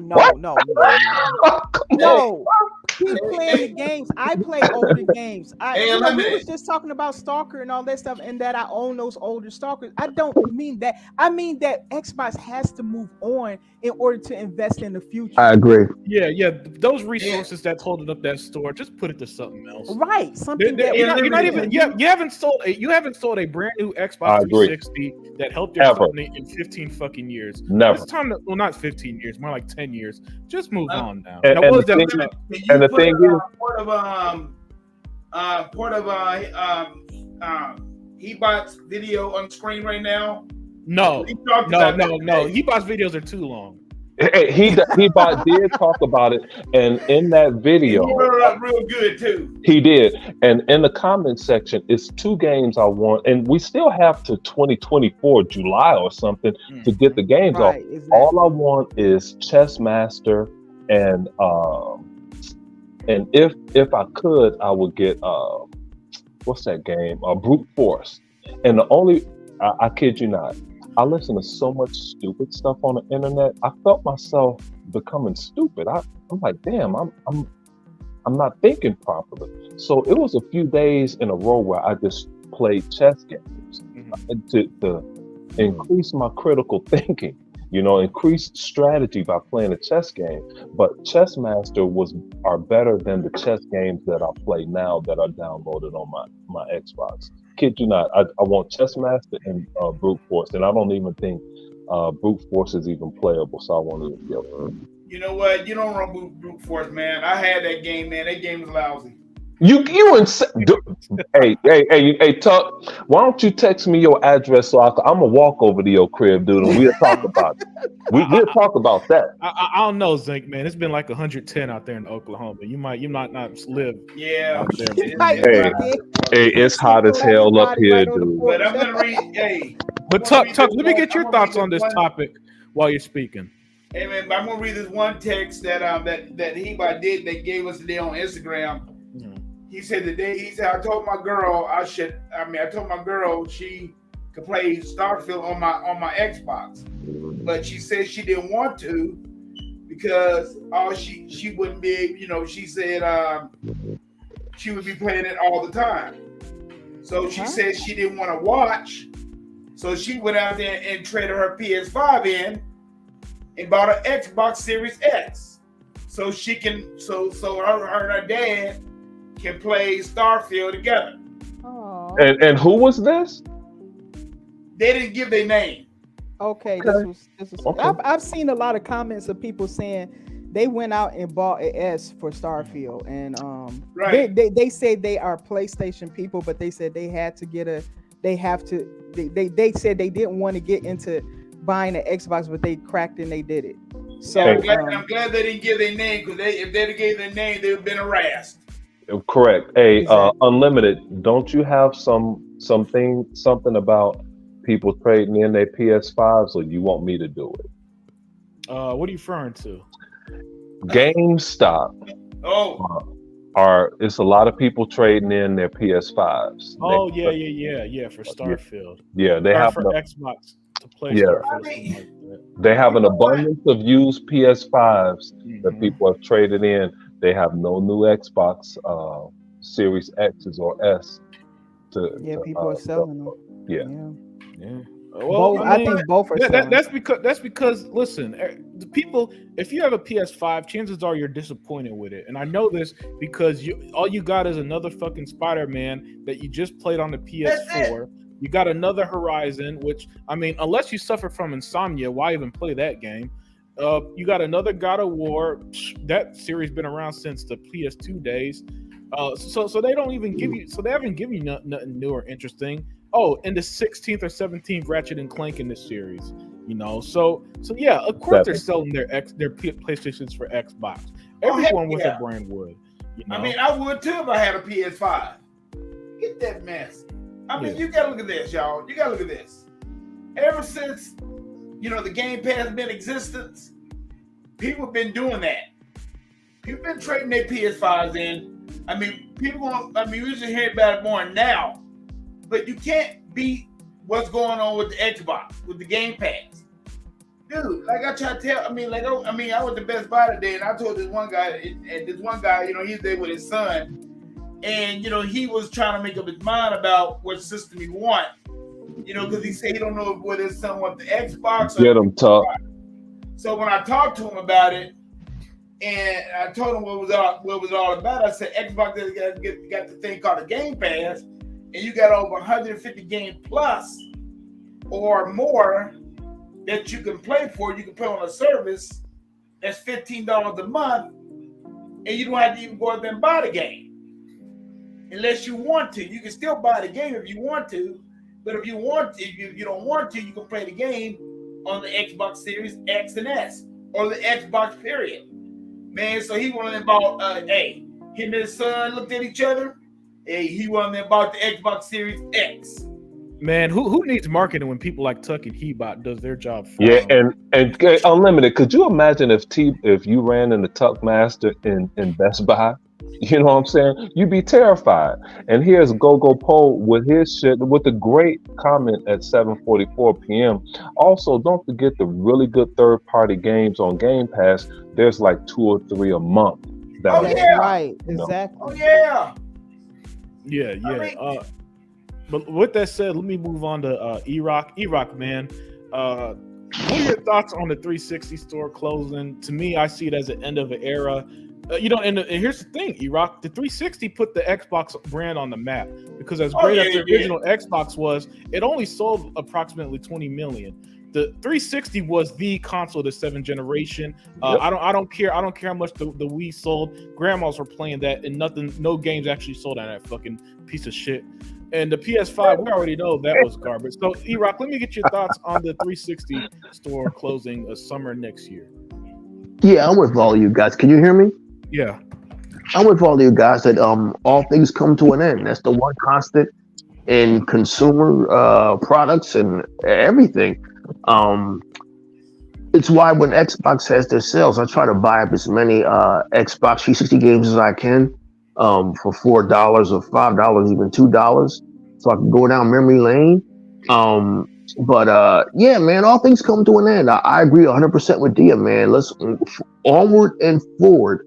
But we'll always have those backwards compatible games, and we'll always have the memories. I mean, Xbox 360, from the moment I bought it back in Jesus Christ, April of 2006, it was just banger after banger after banger. But there was really something special about that 2006 to 2007, and it started in fall of 2006 with Gears of War, but we had no idea 2007 was coming. Just game after game after game after game. As Zink said, BioShock, my God, Project Gotham Racing 4, probably one of the greatest racing games ever made. It just wouldn't stop. It just went on and on and on and on. And the Xbox 360, with all the problems it had with the Red Ring of Death, it surpassed that and became like this monster that just didn't stop. It still lives in the memory of gamers and fans everywhere. But I don't think, as much as we look back with a nostalgic eye, and me a very loving eye, because 2007, 2006, those were good years for me. But I cannot imagine a world without Game Pass. I can't imagine having an Xbox without the current ecosystem. As great as the Xbox 360 was, I can't imagine no Game Pass. I can't imagine not having this new ecosystem. So where those years were great, I have to agree with Dia that this is kind of better, because now instead of going out and having to buy BioShock or buy Halo 3, it's just coming to Game Pass. We have so much now that we're kind of spoiled. But goodbye to the Xbox 360 store, man. All things come to an end. I bought a lot of product off of it. There's still some games that I wish I could have gotten. And for those of you out there, try to get on the Xbox store while you can, man, and get these gems you may have heard about, like the Orange Box that came out in 2007. 2007 was nuts. There's so many gems on the 360 that nobody pay attention to. Hey, Bob, tell him, get him, Marlo Briggs. Get him, Marlo Briggs. Shit. Marlo Briggs, Narco, Expendables, fucking Castle Crashers, Limbo, fucking Dust the Elysium Tale. The list goes on and on. The 360 became the game changer that is today any store, whether it's the Switch or the PlayStation store, because they copied off of Xbox. They were the ones that came with the idea, let's preserve these games. I remember the first game I bought from Xbox, the 360 Xbox store, was Double Dragon Arcade. Wow. Right? Double Dragon Arcade. I was so fucking happy because we never got an arcade version of that game ever. Until that point. And guess what, my peoples? It was $5 fucking dollars. $5. Right? But guess what happened? These motherfuckers saw the fucking progression. They saw the fruitfulness that Microsoft was creating. And what they did. Oh, well, you know what? Why don't we start selling these games for $30? Right? Mm-hmm. When Microsoft was giving a competitive price, because it made sense.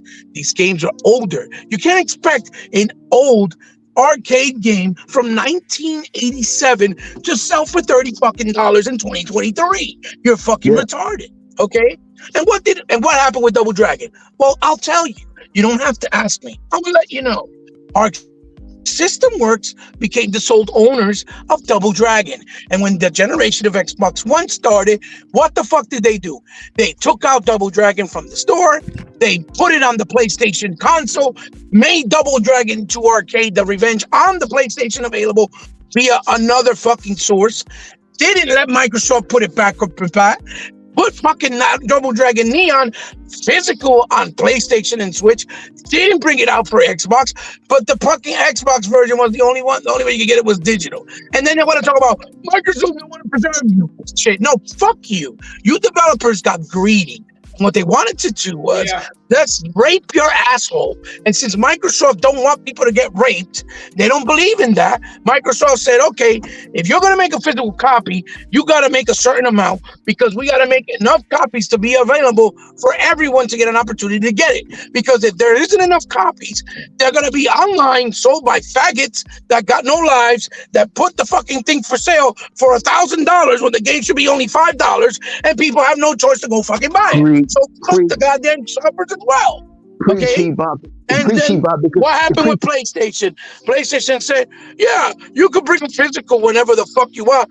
You want to make 2 copies? Go right ahead. Because Sony doesn't give a fuck if a motherfucker on eBay goes and sells a copy of Pac-Man for the Atari for $2,000. Have you seen how much they want for a copy of Parappa the Rapper? It's crazy. Did you not see what I posted on Instagram? I found the copy on Digital Press.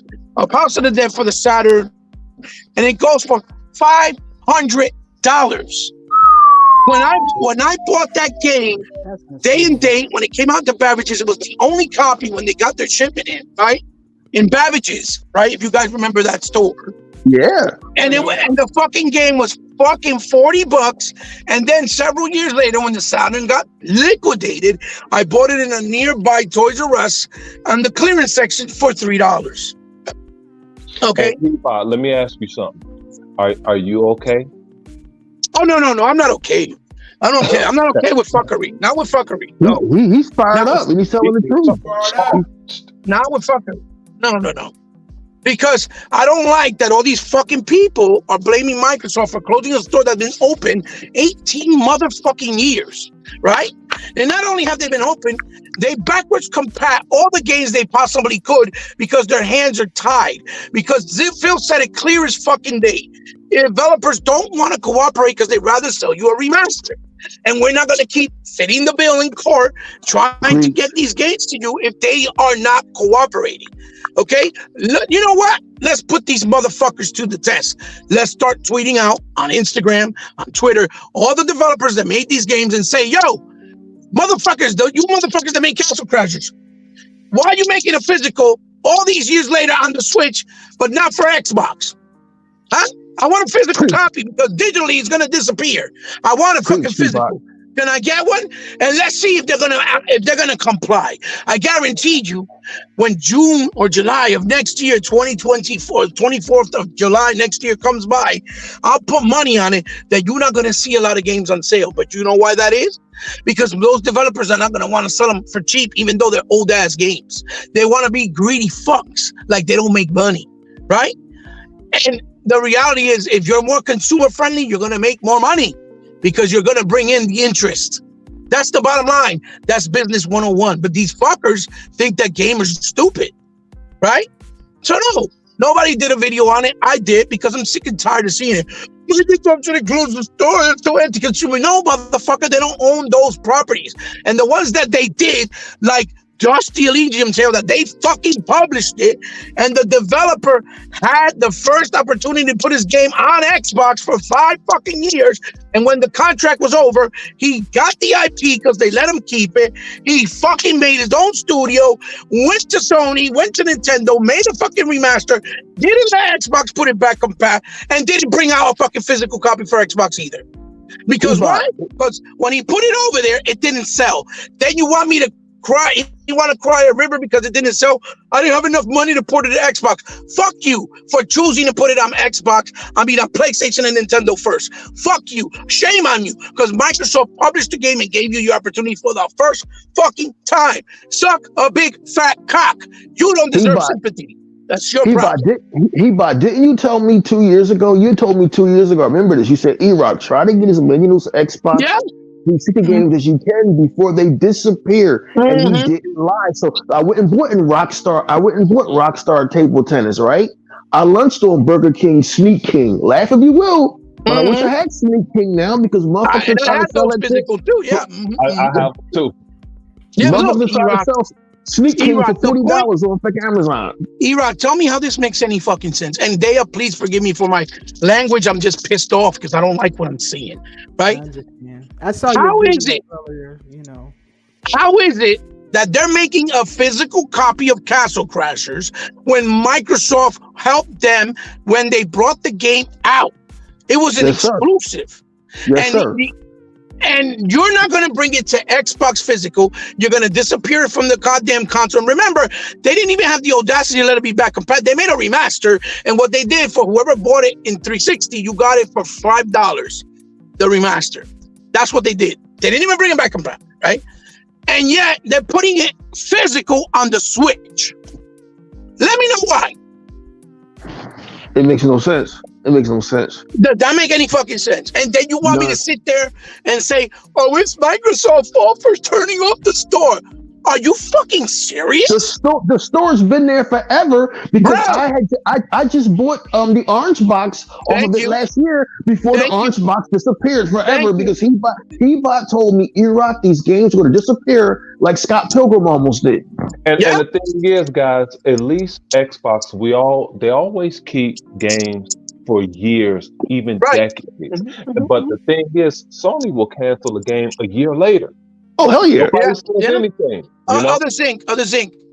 You've seen, and I didn't mean to cut you off, brother, but no, go ahead. You fucking seen plethora of games that were 360 when they do the 360 sale every year for like $1.10. You ain't lying. Or $1.25. You're telling me that you want to riff on Microsoft because you know they have a $2 trillion budget?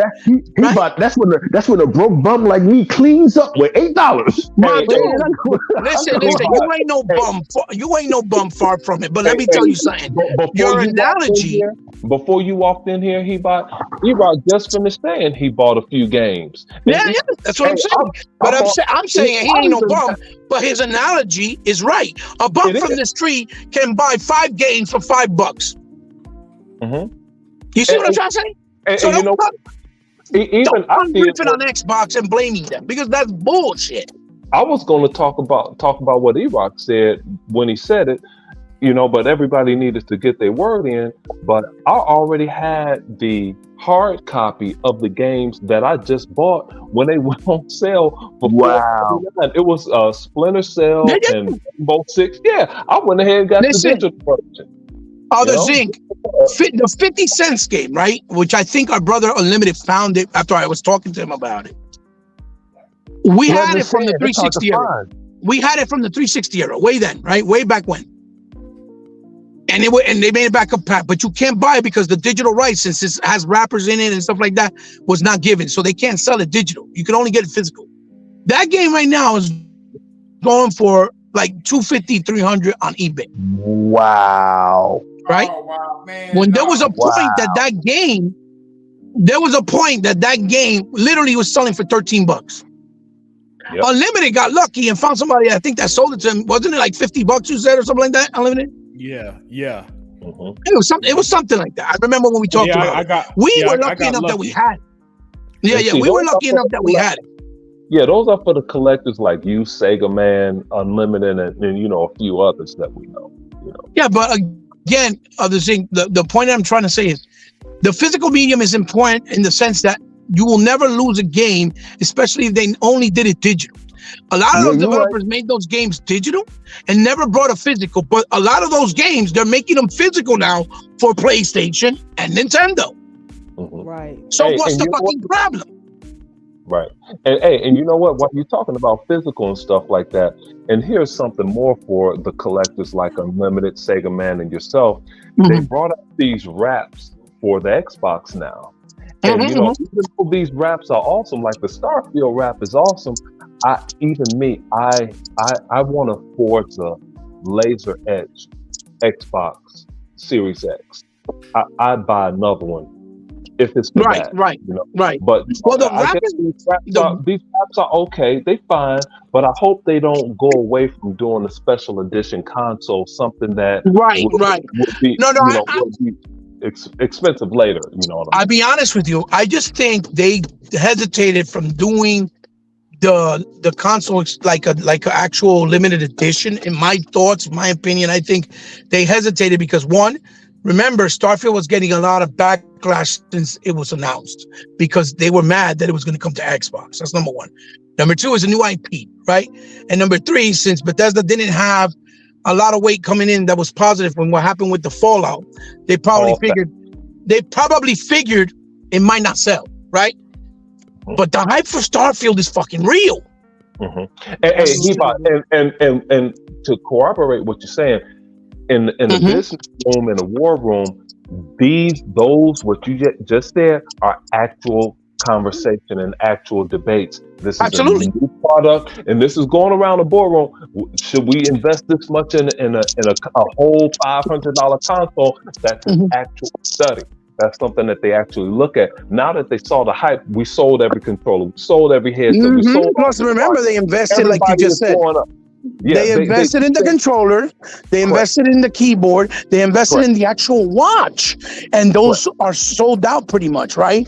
So the other thing is, are we going to be able to make enough consoles to meet the demand also? They probably can't. They probably can't. They're reissuing, since the hype has been so big. I saw on Xbox you could buy the Starfield controller. Yes. So, yeah. But you know, you could always. That means they're keeping the run going because it's still selling. Oh, yeah, they still got those out there because. I saw it on the Xbox dashboard there. Well, look, so they must have made some new ones. Correct. Well, I think they're continuing the run because the demand is still there and the game still hasn't come out, which makes sense. That's intelligent. What about the headphones? Are they still demand? Well, look, you know how you know what you just said has some validation too, Brothers Inc. I'm gonna tell you how. Because fucking, what's his name? Oh my God, what's the guy who used to work for Xbox that left to fucking Blizzard? Oh, not Rod, the first dude. Not Rod, the first dude. Yeah, his name's off the top of my head. Holy crap! Unlimited, help me.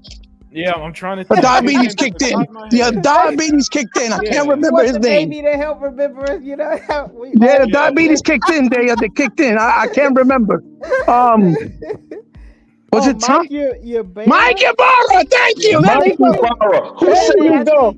Mike Ybarra, right? Hey, hold on. Nene 29C, Dr. Vodka, Six Slayer 2, man. This is why I represent the chat. Radiance 97, because the chat pull up. Our chat. Yes, sir. Yes, sir. Yeah, the chat. Yes, sir. So Mike Ybarra, right? When Microsoft announced the wrap, he said in the comment, "This is fantastic because this kind of solves the solution of not having enough custom console to meet the demands of the consumer." Then he tried to be funny. "I hope we can see some for the future for some Blizzard games." That's what he said. Yeah. So that's how you know, hi Mamita. That's how you know that it has validation with what Mr. Other things said here. And you know, that's marketing is my game. And to further elaborate on Shishno Elite and my excitement for Forza had an article in Xbox Wire that they're going to have 6 Porsche wraps for right. But that could be another reason too. Other thing, you know what? You get the options and stuff. That's really nice. Check this out, Day and Zinc and fellas in the panel. That might be another reason why they didn't do the custom, because they have 2 big heavy hitters in Forza and others and out in Starfield. So they were probably like, well, what solution can we figure out to give the Forza community something they can customize, and we can also give the Starfield community something to customize. You see Yeah. what I'm saying? My idea, he bought. See, you too darn smart for your own good. I was actually going to say See, that. no. It only takes a smart person to know one. Okay, so you already know. You And said the it thing because is, I was going to say that they have two large games, and if they show Right. favoritism to one and not the other, Right. that wouldn't look good. It'll cancel out, right? Because then Exactly. it'll look like they're giving more attention to one and not the other. And Forza, remember, that's their pinnacle fucking IP. hey, hold on. I called Dia in a lie. Tuck, get her. She said Get her. we got two major franchises in Starfield and Forza. Right. Hey, Dia, you forgot about Call of Duty is coming in. Oh shit! Oh yeah, there you go, T. There you go. You're always starting something every time. Yeah, because by that time, Microsoft will own them. So Yeah, it'll that's be lights out, bro. Wow. Yeah. And so then this is a problem that's going to continue year after year because, like I said, I believe that Xbox is going to have a problem with a lot of great titles coming out. If they want to do one every quarter, I think it is of the year. I think that's what they said.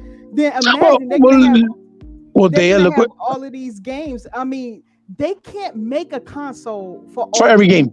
Right. Yeah. So you're right. Solves that problem. I think Ebot nailed it. Well, remember, Sony did only a few PS5 consoles, and they sold out, right? That probably tells you they didn't make a lot. And then the fucking answer they got was, sorry if you missed out, we can't do anything about it, but you can buy the plates separate on our store, and they're selling the plates for $80 for each of the consoles.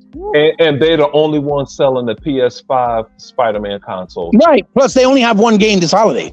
So it makes sense. You see what I'm saying? It makes sense. Yeah. You already seen the vinyls that they already sell on the Microsoft store, right? Mm-hmm.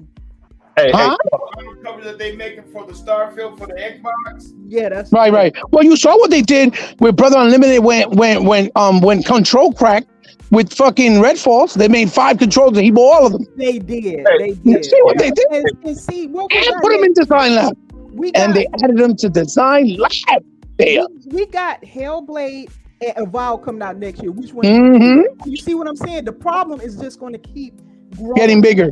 Because do you pick Hellblade or do you pick Avowed or whatever else? And you know that Fable is going to be a big return, so they're going to want to do something special for Fable. It makes perfect sense. Dark. Do you do Revolution? That's a problem that they have. That this solves that problem, and if it does. I just don't think they can do those custom consoles the way they were before. They can't. That's why I said when Mike Ybarra said that, when Brother Zink just mentioned it, that's probably a lot plausible what he said, because that's what he said. Mike Ybarra said this solves the issue of not having enough custom consoles to meet the demands of the consumer. That tells you a lot.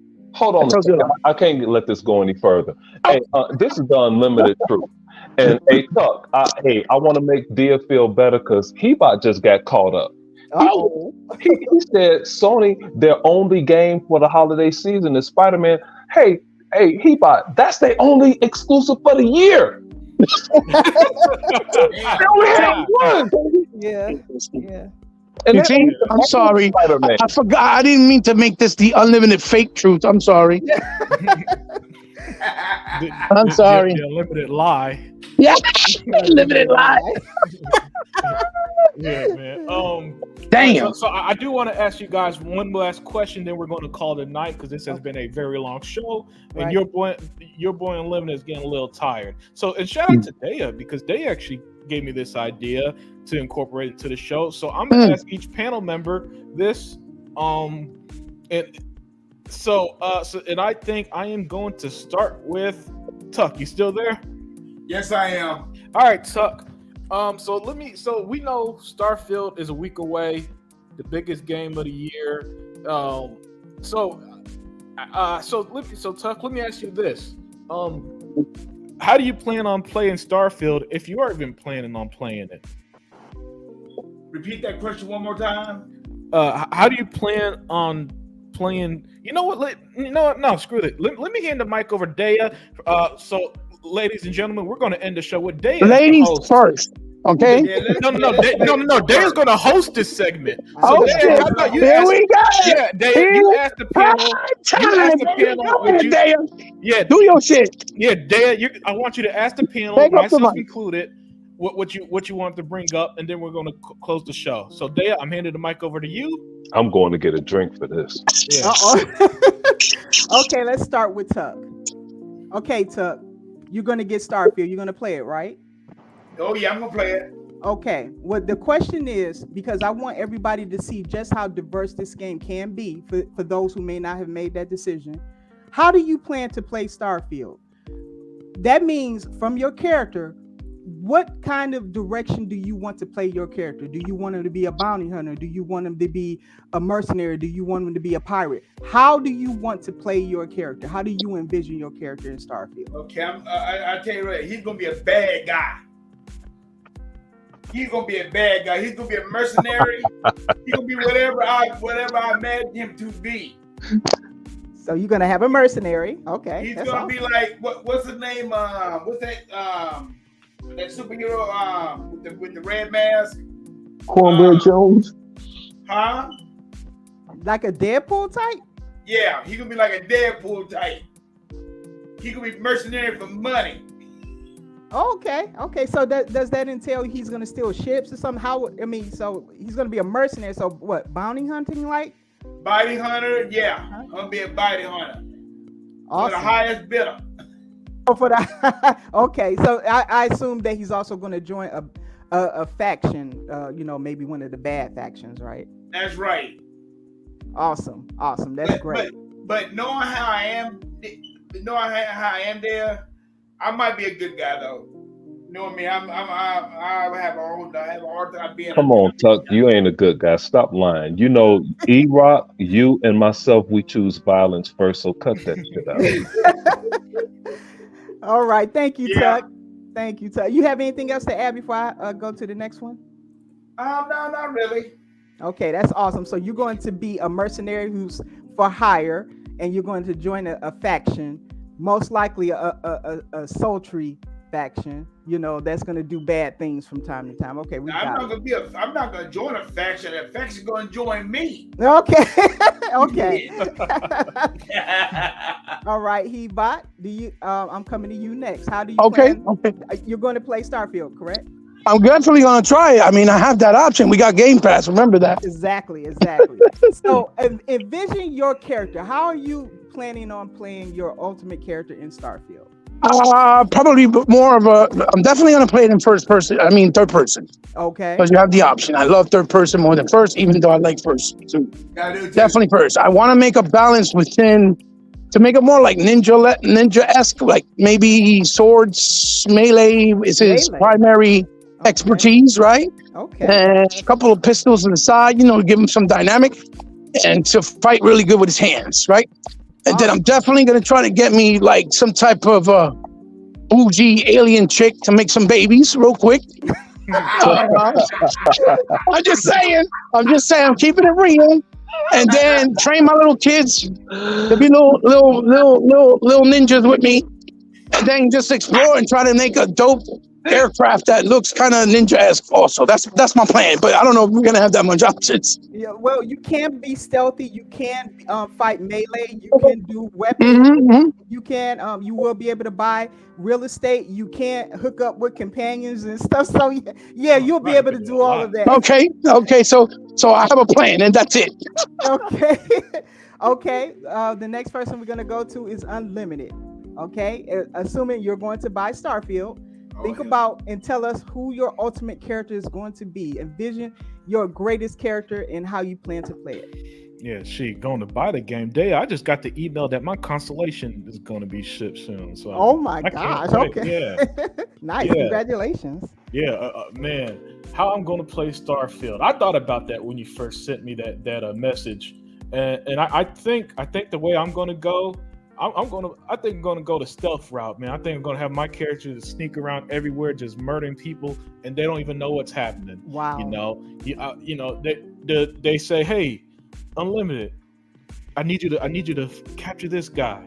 I ain't even gonna catch him. I'm gonna just sneak up behind him and slit his throat. Wow. Right? Yeah. Cold-blooded right Yeah, there. yeah. Yeah, you're so cold-blooded for real. Oh yeah, my play style gonna be real cold blooded, man. I'm gonna be sneaking all over. I'm gonna be stealing everything. So he's gonna be a thief, a murderer, and ain't nobody gonna be able to find him, man. Wow, You that's know? awesome. So Yeah. that means that when you build your ship, it's probably gonna. They said that you can build stuff so things can't be scanned on your ship and all that. So you're probably gonna have a ship that's stealthy. Yeah, exactly. Okay. Yeah, maybe there's some type of cloaking you could do as an upgrade. Whatever the case is, I'm going. I think I'm going to go full stealth. You know, I think I'm just going to just wreak havoc that way, and at the end of the day, hopefully Starfield's so deep that it almost becomes like a mystery in the open world where you just hear NPCs being like, there's a lot of murders going around, knowing that it was me who killed the mayor or something. Right. I would love if it went that deep with it. Awesome. That's interesting. That's a very different one from what I've heard from other people. Like that degree of stealthiness. That's nice. All right, let's go to Iraq next. I hope you've been thinking about this, Iraq. Oh my God. Assuming Iraq, that you're going man. to play Starfield, think about the ultimate character that you want to play and live out your dreams in the game. Let us know. How do you plan to play? I think because for me, as much as I loved Hogwarts Legacy really didn't get too much into my character's lore. So I had to create my character's lore. I wish they had went into my character's lore more. Right. So, but with Starfield, I think I actually want to be a citizen of the Federation.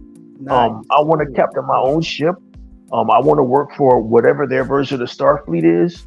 But I'm not going to be a clean-cut captain. My morals are going to be quite ambiguous. I'm going to be the guy that's actually hunting y'all down, and I might let y'all go for a price. My character is going to be very morally ambiguous, if not downright scandalous. Like this is before y'all time, but others you know who I'm talking about. Captain Stern from Heavy Metal.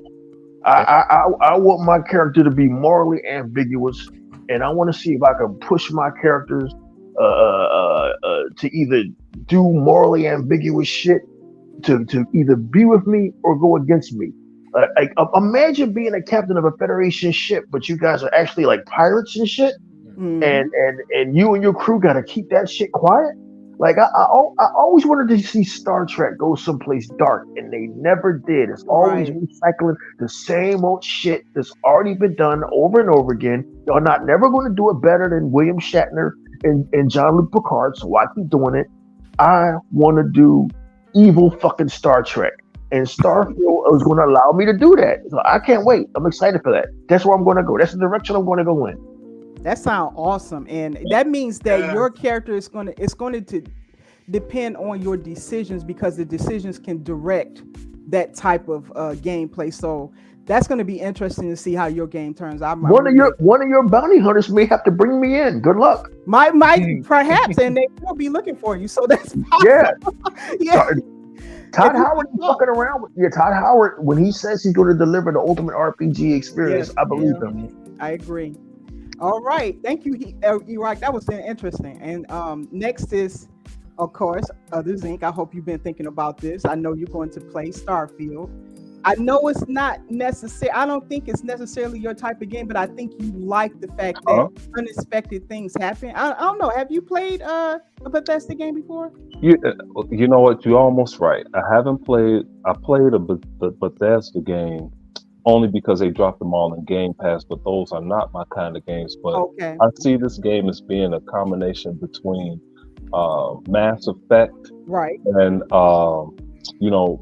something like that, or GTA, where there are multiple things going on. Right. And but so think about it. How do you want to play Starfield? If you can if you can experience this space epic, how would you want to make your character? What direction do you want to have your character be? Evil, be ambiguous, be stealthy, be melee? How do you want to do your character? Let us know. I'll make this quick. I'm a product of the chat, so I might as well go ahead and go at Dr. Baca right now, because he's a piece of shit. And I'm going to be kind of like Dr. Baca. First of all, I'm going to build this bullshit looking version of the Pillar of Autumn. So I'll probably work on that ship for about maybe a week and try and top whatever Dr. Baca builds. But whatever he builds will be way better than my shit because he proved that shit building cars and Fords. And his stuff is ridiculous and it really pisses you off. So I'm going to have a dope ship. It's going to be the Pillar of Autumn. Okay. And I'm going to be a little bit like Unlimited. I'll be stealth. Okay. And it was a faction that I would, not a faction, but you know how they have the things, it's this real powerful organization and then another organization.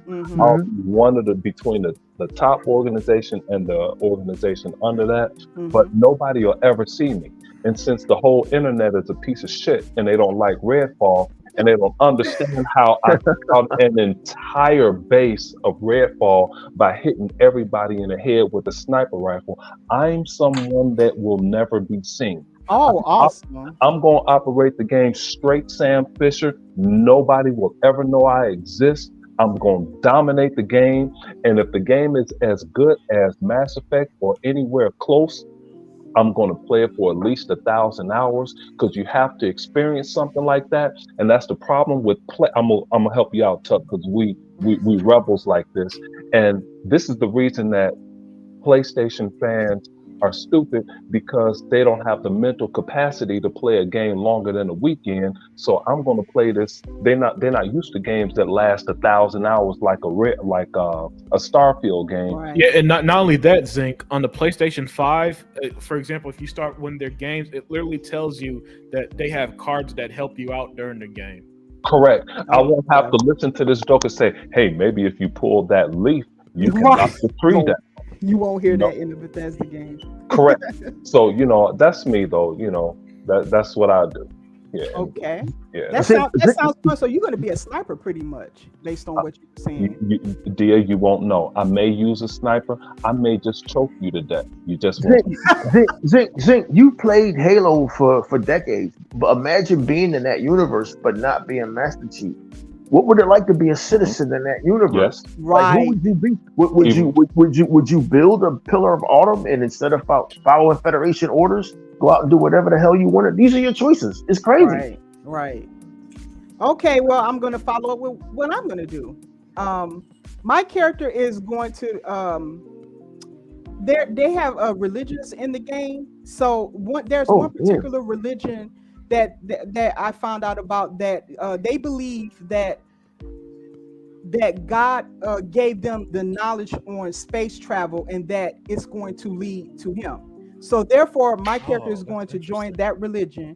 Wow. And by funding that travel, because that means I'm going to go off the beaten path most often. So I won't be as heavy on the main storyline, but you will see me deviate off of that in search of that path.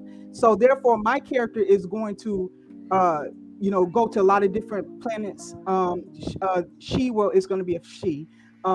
also build bases and have resource management because she has to fund it. So therefore, she's going to be part merchant and part explorer. And I have her joining that religion, and she's going to make her money legally. But like I said, because I know that character is going to be traveling off of the main course oftentimes, she's going to have to make money through finding resources, which I'm probably going to run into a lot of rare resources on further planets. And to get further out into the universe, I know Todd Howard said that you have to keep upgrading your ship. So my goal is going to be to upgrade the ship to get further and further out in the universe. So that's what my character is going to be. She's going to be an explorer and a merchant to sell her goods. Yeah, that game was just deep right there. Yeah. See what and I'm glad they took over the show and did this segment, because what she did there pretty much highlights what Pete Hines said in the interview earlier, how he talked to, even though he played over 100 hours so far, he talked to everybody else that he was talking to, and none of them had the same experience that he did. Right. Wow. And so and here's the thing, as great as Hogwarts Legacy was, let's be real. Even though E-Rock did Slytherin and I did Hufflepuff, our stories weren't really that much different in the game. No, they were almost. Yeah, that's correct. Yeah. Yeah. So and this is going to be vastly different. they joining a religion is going to be vastly different from me being a stealth Exactly. murderer and Iraq being pretty much a darker version of Star Trek. So our stories when we come Yeah. back in a few months, or however we're going to talk about it, when we get back together, it's just going to be a great, vast, different stories for the game. Look how exciting that is. Yeah, Instead of it being is. in that other camp, like, man, I can't wait to play Spider-Man. What are you gonna do in Spider-Man? It's just swing around, chase the criminals, fight Dr. Octopus. What you're do gonna fight Venom for the 466th Yeah. time again. Yeah. What, hey, Unlimited, what were you doing? You said you were taking pictures of pigeons in Central Park. What are you doing? No. You had to catch pigeons and find backpacks. Yeah. and you had to find intoxicating or detoxicating chemicals to go to the park where there was clouds that were they were poisoning the air, to throw it in the air to clear the clouds. Yeah. Look, Iraq. They're gonna swing through New York City for the third time in 5 years, or for the older gamers for like the 50th time in 40 years. And they're going to pretend that's something new. When Spider-Man has the long ass cut scenes like every Sony game, they're going to pretend that they're going to think that they're going to be like, man, we should nominate this for the Oscars, shouldn't we? Because Sony don't make video games; they make shit you watch with some interaction in between. But all while doing what, Iraq? Oh, that's right. They're going to be talking about Starfield the whole time they play the game. Exactly. I guarantee you're going to see more videos doing this, man. Look at how my photo mode graphics look in Spider-Man compared to Starfield when I found the 720p version on YouTube of the game, right? And they could, because like Joe Sinister said earlier, they hate Xbox more than they like PlayStation, and for some reason they think we care about swinging through New York City again, guys. Unlimited. Most of those PlayStation dude guys, they don't even have TVs that are 4K. They're still running on 1080p. Wow. Okay, and they didn't want to sit there and say 1080p looks just as good as 4K. No, it don't. Just like you saw Unlimited when you got your OLED. And what did I tell you? Once you see it, you're going to tell the difference. It's something you can't explain. You got to see it. And here's the thing: I went from a 4K to an OLED, and I can't go back. That's Exactly. I can't imagine dealing with a 1080p TV. That's what I'm trying to tell you. No way. Yeah. That's what they were saying all through PS4. You don't remember? We don't need 4K. 1080p is better. Yeah, I remember that. 1080p is better. It looks just as good. As long as it's 60, 1080p is fine. You don't remember them saying that? I do. But the way you worded it made it seem like they're saying that now in 2023. No. What I'm saying is that most of those dudes, I guarantee you, are still rocking on 1080p TV. They don't need, because they only play brands, right? They play like whatever's popular. They're not caring about the real quality you're gonna, like, they don't think HDR makes a difference. They don't think that Dolby Atmos surround with the quality that it brings out doesn't make another dynamic for the game. It's like when you watch a movie. When you watch a movie in a theater with all the bells and whistles, it's phenomenal. When you watch it at home on the TV, you're not gonna get the same experience unless you have a really high quality surround sound, high quality TV. Then you're gonna get that big premium experience. It's that simple. You understand? Just like nobody was like, I don't care about 4K movies. That's not important. We play video consoles for games. And then as soon as the PS5 got a 4K, all of a sudden 4K sales went up. Well, hold on. The PS5 did not let you play 4K Blu-rays though. Yeah. The new one does. The new one does. Yeah, it lets you play it. But PS4 didn't. Oh, okay. Yeah. At all. Now, I am very confident PS5 does not have some type of video feature that's common. Well, they don't have like Dolby Atmos. They don't have HDR. They don't like 12. They don't have things like that. That must be what I think. But the point was that the video, the people started buying 4Ks once they got the PlayStation 5, acting as if they liked that quality as that. Oh my God, this is amazing. Like you could have bought an S for $200 and got a 4K player. Stop it. All right. Yeah. 10 years ago. Stop it. Yeah. And with that said, we're going to call it a night. You know, we're reaching Sega Forever times, and that's always a good time. It's time to shut it down. Is he all right, by the way? Oh yeah. Okay. Okay, that's good. Yeah. Fortunately, he don't live on the Maui island. Oh, okay. Yeah, it was Maui. Yeah. Yeah, but he probably had friends or something or loved ones that were there. Maybe. Yeah, but hope not. But yeah, so hopefully we could hang out with again with him one day. You know, he just need to let us know so we could put in our times, man. The time cards. Hey, every once in a while, check on Amazon because they selling the the terabyte the SSD terabyte hard drive for like $127. Yeah, I had bought that, so I already got in on that. Yeah. Oh yeah, what you mean the 1 terabyte one? Yeah.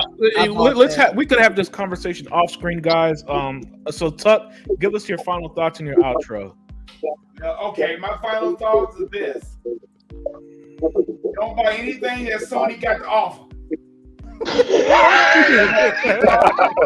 He's so stupid. Okay, they don't have they crap. That piece of crap ass handheld system that they gonna come out with, it's gonna be crap. I mean, That's a Wii U pad. That's what that is. Later on. But hey, my whole thing is that the PS is crap and that's it. And my whole thing is this. This your boy DJ Tuckmaster. I can't stand Sony. I can't wait till Sony ass go out of business.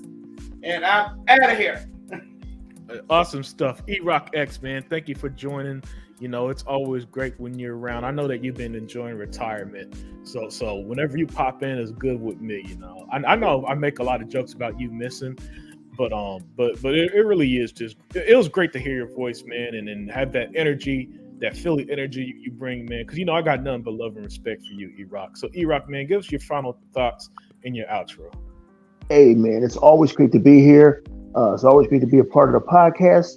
And whenever the truth is needed, man, it's great to get together with you guys. And this whole experience of being an Xbox gamer is just going above and beyond anything I could have expected. And like Dia said, man, it's a fantastic time to be a gamer. And man, September is going to be incredible. I can't wait, guys. Thanks for having me. Awesome stuff. Zink, you there? Yes, sir. Okay, hey, man, cool. I apologize for that. Mark Cerny cut me off. I was going off too much. Yeah. But, you know, hey, man, I'm just glad to be with the team. And, you know, everybody, I'm sure you guys shouted them out. You know, a few guys came into the chat, After Boss and a few others. But I'm glad everybody showed up. We had especially E-Rock coming in live from the Pitcairn Islands, you know. And yeah, right. I'm out. Awesome stuff. Hebot, I don't think I got to you yet. So Hebot, give us your final thoughts and your outro, my friend. Yeah, absolutely. I mean, the final thoughts is you better start saving your change and your pennies so that you can buy all those 360 games that you didn't get, because, you know, that will be the smart thing to do. Cross your fingers, hope that these developers actually allow Microsoft to put up sales for their games and start playing more games and stop worrying about Starfield and people, what they're buying with their consoles or with their trade-ins or their PS5, you know, just play games. Just don't worry about it. It's always great to join. It's always having technical difficulties, but better late than never. It's good to see E-Rock be here. I'm going to have to tune into the whole show to hear what he had to say. I'm pretty sure he was full of a lot to say today because it's been a while since he's been on. He's been taking a vacation, and that's good for him. He deserves it. But, you know, he's surely missed because he's always going to be needed around here in these gaming streets. He's only one E-Rock, you know? And as always, Dale, you did great for the segment you took over. Thank you. And, you know, I hope you guys took whatever I said insightfully and not as an offensive or as being toxic, because I like to skew what I say sometimes, some people. And check out my latest video on the whole topic if you want to hear more thoughts of it, if you want. Not trying to plug it in Unlimited's channel, but I did do a video if you want to see more thoughts on it from me. And you were toxic on there too. Yeah, I was toxic on there too. Yes. And it was great to come by, like I said, until next week, hopefully. Awesome stuff. And last but not least, the co-host of the night, Daya4568. Give us your final thoughts and your outro. Well, I want to say, guys, I did read from the chat what you guys want to be in Starfield, and I want you to just, bask in the game, enjoy it, think about who you want to be, and don't think about the negativity. Focus on the game and try to, absorb yourself into the game and be somebody else different. Think about being someone else different, somebody great, and experience your own epic. That's what I want to leave you with. Thank you guys for having me here, and you'll always find me in the chats among our group, sometimes in the podcast. And thank you for having me. All right. Awesome stuff, man. Yeah, tonight was a fantastic show, I know it's been a little while since I was able to get pretty much everyone here. And also, don't forget to follow Sega Man, where he does the Xbox Alpha podcast. He had a great show set Sunday. He also had a great video earlier today. Check that out. Check out Hebot's channel. He had a great video. Yes, he did. Yeah, Hebot had a great video on one of the topics we touched on, actually, on the 360 store, and that's what actually made me add that to the show. Oh, thank you. Yeah, and everybody else, guys, enjoy the rest of your week. Right. We're 1 week away from Starfield, so we're already in heaven as Xbox fans. Enjoy the rest of Gamescom, because there's been a lot of cool trailers, release dates, and shadow drops. And with that, we're out. Peace.